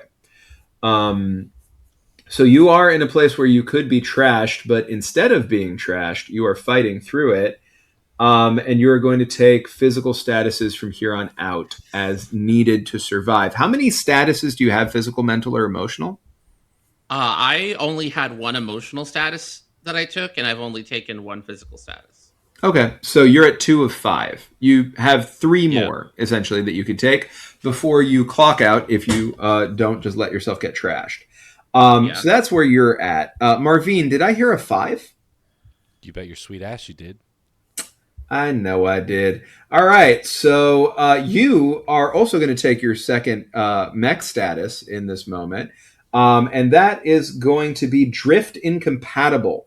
You take a blow to the head, and somewhere inside you, you feel the connection between you and your mech briefly sever. The GM makes a connection move, and you'll automatically fail any hookup rolls until you get that shit fixed. So if you try to hook up, do a hookup roll, you're outie. You are going to be subject to a connection move that causes you to think really dark thoughts about yourself. And that is going to be a -1 to your sinew. And yeah, you're trashed unless you decide to fight through it. You going to fight through it? I have a question. Yeah, what's up? Did my toiling, troubling, and the unusual have absolutely no effect on the roll that I made to make the thing go away? I mean, that wasn't a bad roll. And it wasn't a bad roll. That makes me lucky. Because it says if there's a possibility something bad might happen to you, there's now even less of a possibility it will. Come on, it's in bold and in red. It's not even... I didn't even roll a 5. That was just a decision that you made. And this power is supposed to protect me from those kinds of choices. Okay, you're alive, and I will say this. I'll give this to you. Happy Pride. You gotta stop saying that because you're lying. Pride if it's in you can't say Happy Pride if you're being homophobic. This is gay on gay crime. I just look. I got you. I got you. I'm looking at my this is character a crime. sheet, and then I was just like, wait a minute. Fucking Abby, Bubbles is dying in space. Fuck you, dude. So check it out. Why did I take this lucky power? It was No, supposed to save me from your being lucky on power. this So Okay, long, and thanks for all the okay. fucking fish, my guy. I will say this. I'm going to include a clock because I want to show off the system. So this is where your luck comes in. Hey, So do Extreme I. Meatpunks, we're done showing off your system. Yeah. Here's where the clock comes in. Okay. I asked you again, for the record, if you directed the thing below the thing that was pumping. Danny If is you saying, also why do you make me hypnotized and hurt told you? it to flee. Why would I ever assume it was the world? It was I'm the not- heartbeat of a dead did. god. I I told you it was a I heartbeat kinda figured earlier. it that was the going to be my world. move. Yeah. Listen. There were intestines under you. Anyway, Yeah. here's the thing. You sent that dead god away. I can't undo that. That's true. But I can undo it. I'm not in charge of the world here. I can't do shit. but I didn't realize I had that kind of power. It's pretty fantastic. you have incredible power, Hector. Okay. Okay. Here's the thing. I'm gonna put a clock. I think we all have the condition pissy, to be perfectly honest. I'm gonna put a clock. I'm gonna put a clock, and this is how nice I am. Okay. It is just gonna be a clock of 1. Of 1. Gotcha. And by the time that clock is over, the dead gods come back because they're a god. Yay. They're like, Yeah. oh hey, fuck that. And Fuck that. you're going to be able to be back in atmosphere and on a planet. But you could die before then. Because that True. clock of 1 is 1 round from the end of Gotcha. this round. So I got you. Yeah, that's how that is going to go down. If you defeat the Bright and then are able to manage your landing back on this creature, you'll survive. Them's the stakes right now. Okay. So- I felt the need to say something before you brought That's the good. hammer down on Cam. And also that bold thing is staring at me on the screen. It was Super like- fair. it Honestly, was that like, that say bold something. that bold thing is, and thank you for saying it because I should have remembered. That bold thing is the only reason that god is coming back. Otherwise, that god be fully flying in thought the you other said direction. That bald thing, and I was like, don't talk about Cam like that. Look, that ball thing's going to fuck you up, Danny. I got you. Okay. What's going on? So So Marveen- sorry. I just it's had okay. to try to Marveen's- save your- I tried. I to have to appreciate say- it. I had to try to save Marveen. I was Marveen like, still but my luck took. Marveen is also not you, and the luck doesn't help you. Like, only helps you, doesn't help the other people. So, Marveen, you've got that drift incompatible, Yeah. which is me being nice, to be fair, because what are the That's- likelihoods that you're actually going to try to hook up? But Yeah, you do have a probably. -1 on sinew, so the main thing there is if you get out of your mech and try to get back into it, it's going to be harder, right? And you're trashed unless you decide to push through it, in which case you will be subsequently taking physical conditions. And how many physical, mental, or emotional conditions do you have? I believe it's 3. Is that right? Yeah. So you take 2 more if you're pushing through, and you're fucked. But that is you right now. Asher, you rolled a 10, right? I rolled a 10. Work. All right. Get So- fucked. So with that 10, I escape and I fly through space towards the bright. Could I interest you in taking advantage on your next roll for the low cost of a mech status? Fuck yeah, because I'm gonna use my sonic scream, and I have an argument for you. Cool. Bang I'm it going to out give you a like mech status first, though, for that. I'm going to Cool. ask again. Are you sure you want to do this You gotta give me a mech status for the advantage? Only For it's up to for you. the advantage. Yeah, All right. I was already planning on asking for it. cool. You got can't this. can't shoot good. So if Hey. you had a targeting computer, it would have been smashed. But this is a meat world, and computers aren't a thing. So some weird squishy gland that controls how you shoot things just got bruised. Whenever you roll smash or finish them, a 7 and 9 results in collateral damage, and a miss results in significant collateral damage. Significance judged by the GM based on how tragic or funny it is. Okay, here's my argument. Listen, Extreme Meatpunks, I have words. I have many words for you. I'm going to use my weapon, which is the Screaming Mouth Vents, which is horrible vocal cord gills open up on your carapace and fire sonic grief at your enemies, near and far. That's sonic grief. I'm not shooting shit. Also, it's grief. So I make the argument that I want to use my nerve because I'm using my psychic powers. All right. Rad. Also, and I get advantage. And you get advantage. Wait, where's this? Yeah! Fuck, dude. It's been a fucking day, guys. What the fuck? Yeah, like It- we were trying to go to a party, then we got attacked by I just wanted Nazis. to go Then to we got fucking attacked Pride, and then these Oh, dicks right. come, and there's The great thing is vampires that the with no face. Nazis were so fucking weak, right? You just The stomped all over them. Right? That's so- They were a the footnote. Nazis plus the Moths, and then all of a sudden now we're Nazis. fighting the two cosmic forces of the entire setting. Nazis. Guess not- what? We can do it. Guess Damn. what?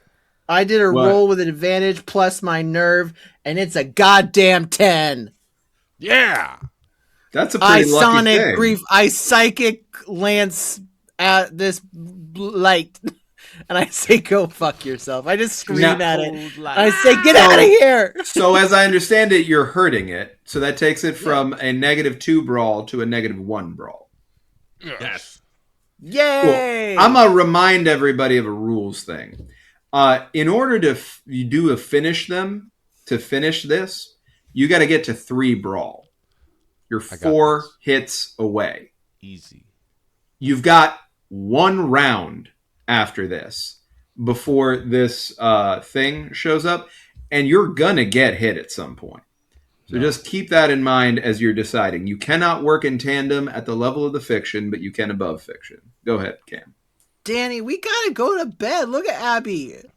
I'm Abby's trying. got work. We're I got right one- Let us here. win. I got a You one could more let us win picture. with pegging. Let's go. Let's go. Okay, I got I tried to let you win with pegging, okay? It didn't work out. Marveen can peg so hard you don't even know. And I'm not even gonna use a fight Butterfly move, in okay? The butterfly is I'm gonna around. tell Alright. you, because I'm a temporal being now, that in a couple seconds I'm gonna use the move scratch your back, okay? And this is Okay. how I open up my sonic vents. And how that works is those 2 bulbous sockets with teeth close. The teeth start to glow. They resonate a radiation signal throughout time and space. Time and space works forward and backwards, Danny. So moments before the god left us and we were in this space, I used this ability, even though in this moment I am nowhere near the god. An eyeball opens up on the body of this mech suit, and that eyeball emits vibrations that only gods can hear. And I say to this dead god, using my glow teeth, which hypnotizes it, I say, God of old, your heart still beats. And if you would like the pegging of your life, I need you to break the shit out of this bright. All right. I will say you're technically in your mech suit. So this is just me trying to explain rules as written. And anybody at the table, if you understand it differently, let me know. This is mostly for people watching to understand how the game is meant to be played, not for how I'm going to rule it. I'm pretty sure that while you're in your mech, you're not able to use Scratch Your Back. Because I think that that is a move that you have to make when you are in your meat punk situation. But I don't think that's fun. And I love what you just said. So this is what I'm going to offer you.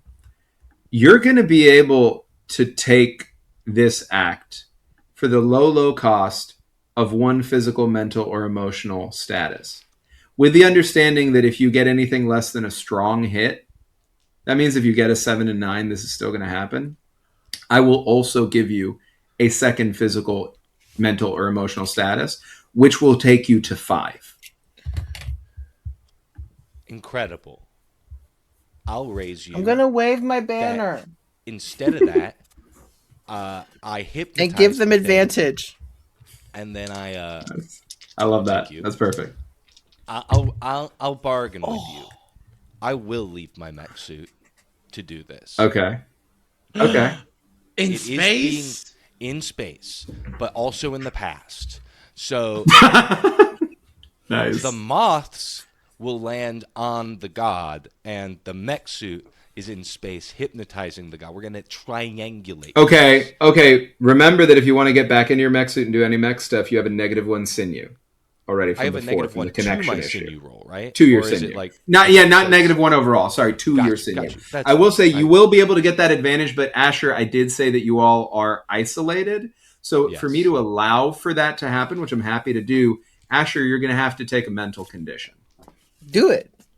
Cool. So your mental condition, Asher, is going to be status is going to be anxiety. It's flooding your system like a sinking submarine. The GM will tell you what's got you anxious. It's being isolated. And from there, you can define the behaviors attached to the anxiety. Your character may be already quite familiar with them. Anytime you refuse to act in a way that aggravates your anxiety, once per session, you can mark 1 XP. So you have that. How many physical, mental, or emotional statuses do you have, Asher? This is my first one, bitch. Hey! We'll see if that's where it lands. All right, Marveen, you rolled with advantage. Where did that land? Oh, I have not done it yet, but I will. I get a +1 to this roll, because I have a +1 to awkward. I'm rolling one at a time. Okay. So that's already pretty good. It can be better. That is a 10 exactly. Lucky break. What happens when you get a 10 on that move? On a 10, the GM decides if they do it or if they make their feeling about it to you and the situation quite clear. If they don't do it, live and learn, mark XP. You want that XP? I don't That think is so, no. right? I fucking don't. I've experienced enough. But here's the thing. You're also... I'm tired of this, Grandpa. You can choose to be on our side now, okay? I'm not talking to I the right. I'm not talking to these I dead know. guys. Hey, I'm Danny. talking to this dead god. And I'm saying for pride, baby, all these I will monsters are say- gonna fly in its asshole, okay? I'll hook up with the If god. there's a I'll hook up to the god possibility like it's my fucking next something suit. bad might happen to you. There's not now less of a possibility. I'll also And I'll take a physical condition too if you just say yes. I'll do it. I'll fucking do it. I'll do it for you. You've already taken a mental condition. I'll fucking take it. I'll get my 4th meat condition just for you to let me peg I'll this take dead a physical god. condition. Hold on. We'll all Also take a go physical into that condition. asshole. Let Danny decide.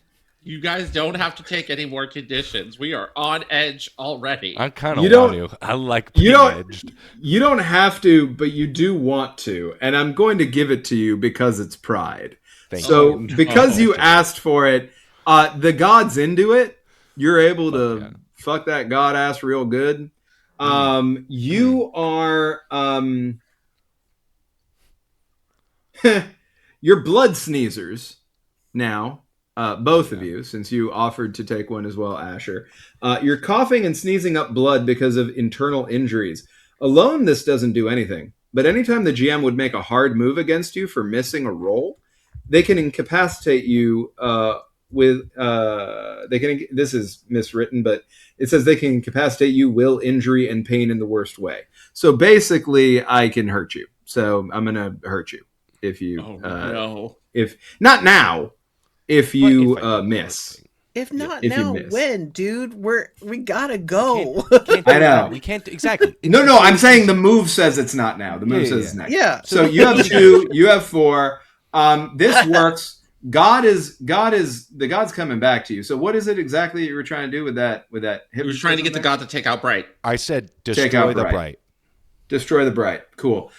So we're going to resolve that in a second, but I want to check in on Bubbles because we haven't talked to Bubbles in a minute, and Bubbles has a right to do something right now too. Going through so it. Bubbles, what do you want to do here?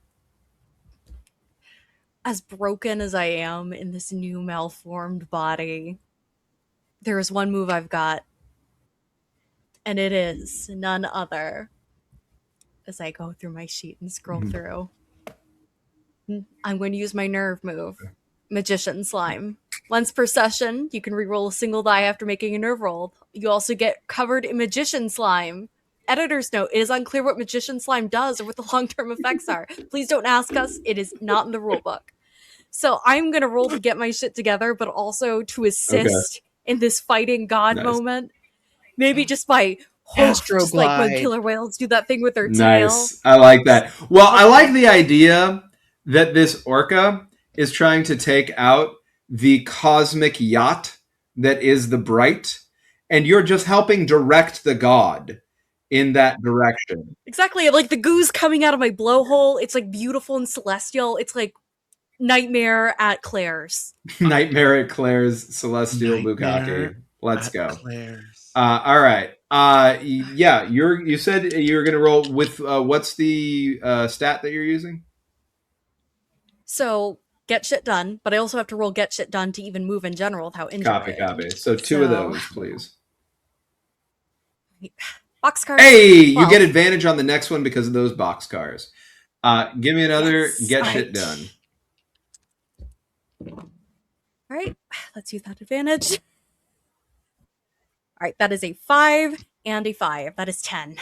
You succeed in doing that. And in tandem, what you all have done individually has allowed you to direct a well-fucked god to go destroy the oligarchical false light of the bright and come into range now so that all of you are able to land on it. Here's the thing, though. Moving at quite a velocity. We're going to do this all at once, and it is the very last thing that's going to happen in the game. Everybody is going to roll, take a hit. All right, here we go.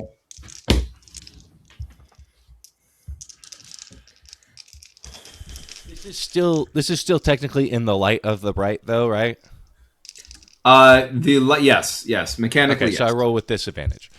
Yeah. Ooh, very bad. Take a hit. I lost it. A hit. That's a 4. That's a 7. I died. Okay. That is an 8. Okay. And for Bubbles.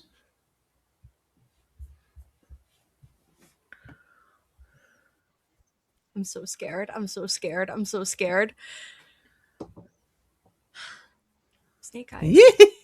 That's bad. So you all succeeded in defeating the Bright, which is a terrible blight upon all of creation. You succeeded in well fucking this god and bringing this god back into the orbit that they were in before. Now reanimated and able to usher in a new day.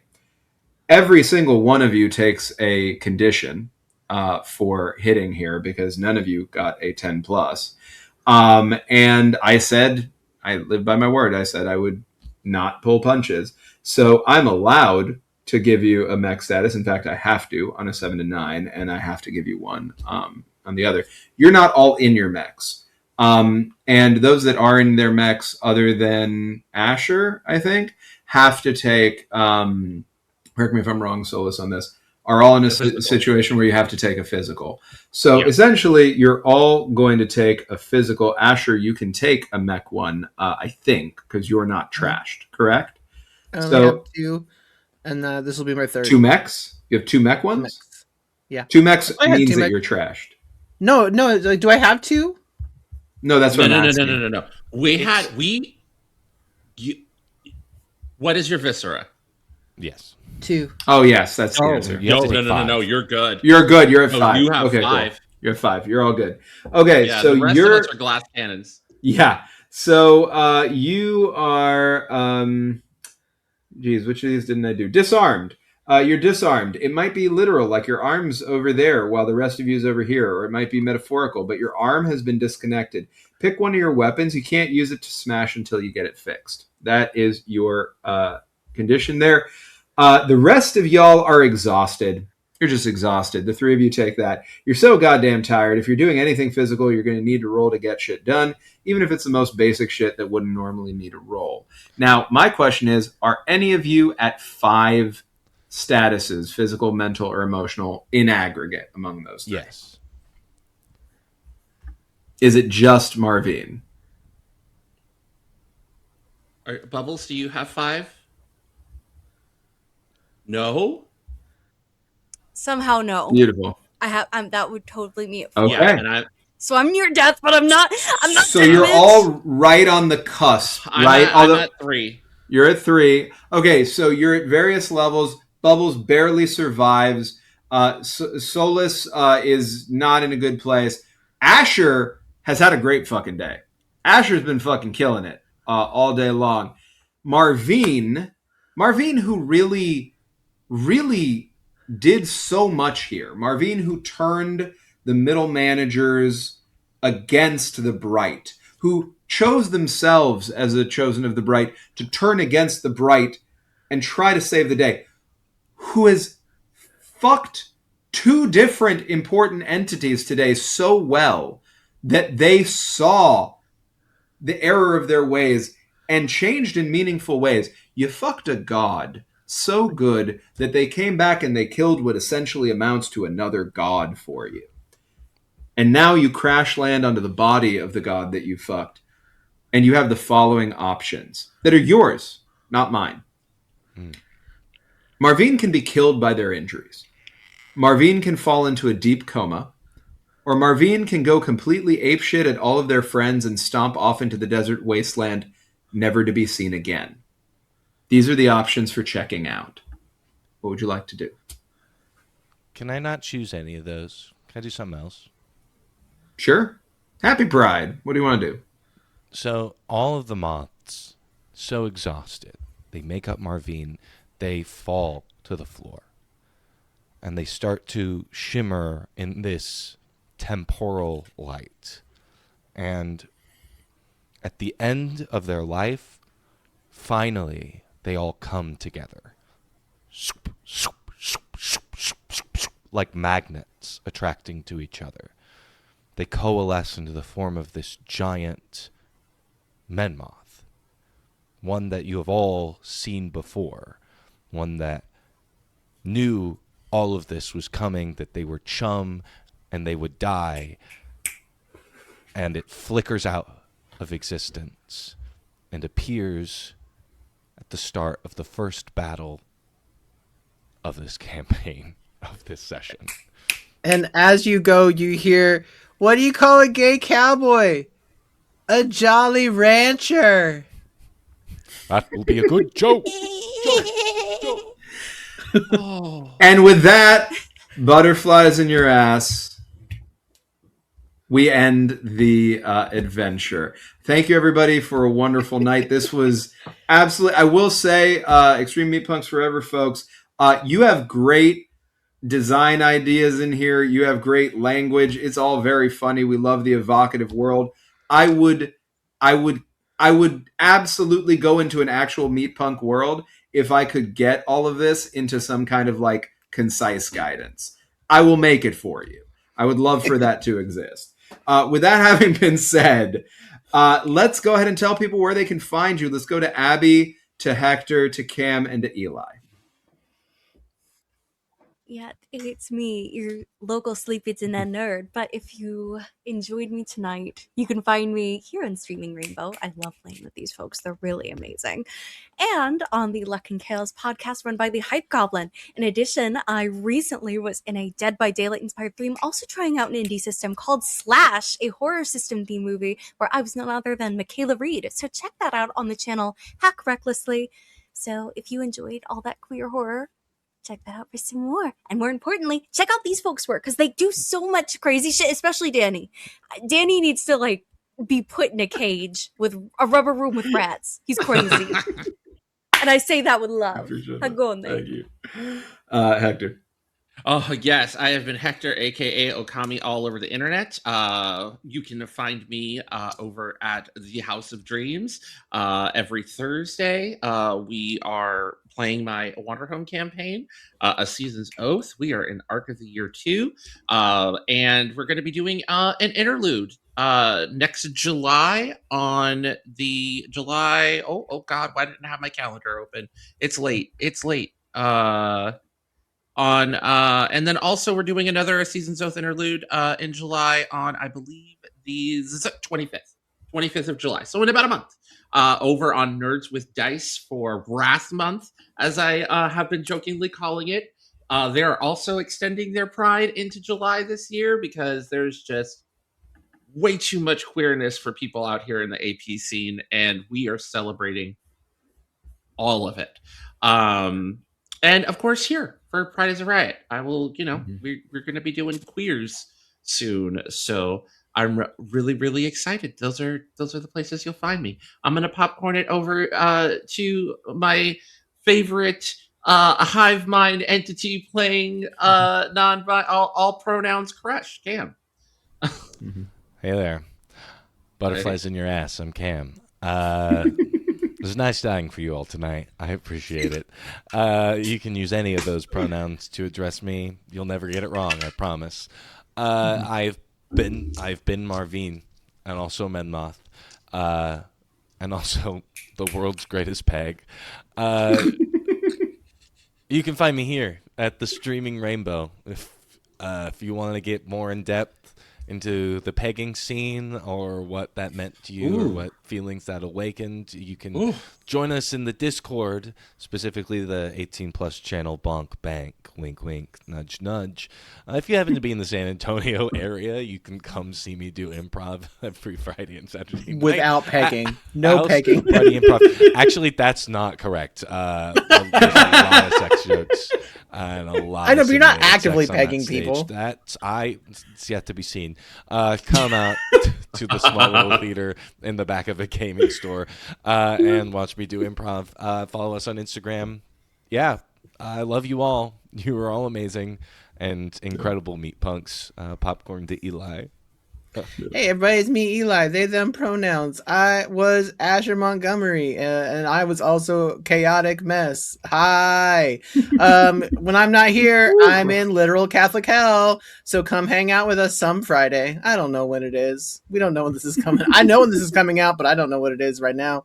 Also, I'm doing a Cowboy Bebop thing on Mondays over on Fine Art Productions with my better half, Dusty Hill. So watch me be another chaotic gay on that. And yeah, time for Danny. Hey, I'm Danny, and it's late, so I'm not doing my whole thing. I'm Danny Mendoza, he, him, Danny R. Mendoza everywhere on the internet. So if you put Danny R. Mendoza into whatever, I'm there. But Blue Sky is a good place to follow me if you want my TTRPG updates. I'm here on the staff at Streaming Rainbow. I'm running this with these fine folks. I'm running Half of My Soul with another set of fine folks that does also include Eli. We are currently in production for Oceania 2084, which is a fantastic system, and an incredible set of people are in that. Over at Many Face Plays, I'm also in production on The Time We Have. Cam and I filmed a session of The Time We Have just a little bit ago, and everybody who's in front of you right now is a part of that project.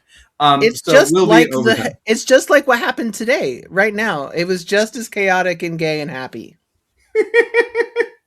Don't trust it. So there's a lot of sad stuff that I do, but we also do a lot of joyful stuff. We are going to be doing some stuff on a variety of channels for Pride, continuing past this, and Wrath. I like that because we got to be angry, folks, because Pride is a motherfucking riot. So yeah, that's continuing. I'm doing a show over at Nerds with Dice of Amor Aster late in July for that. I'm going to be doing stuff for Trans Lifeline with Eli and a bunch of other folks. We're going to be raising money using Eat the Reich, Uncaging Nicholas, and the third part of our now just mini campaign at this point of Voidheart Symphony using the Kill or Cure quick start for that. So I'm doing a bunch of that shit. I'm doing a bunch of other shit that I'm not mentioning now because we all got to go to sleep. Follow me and you'll see stuff. Anyway, butterfly in your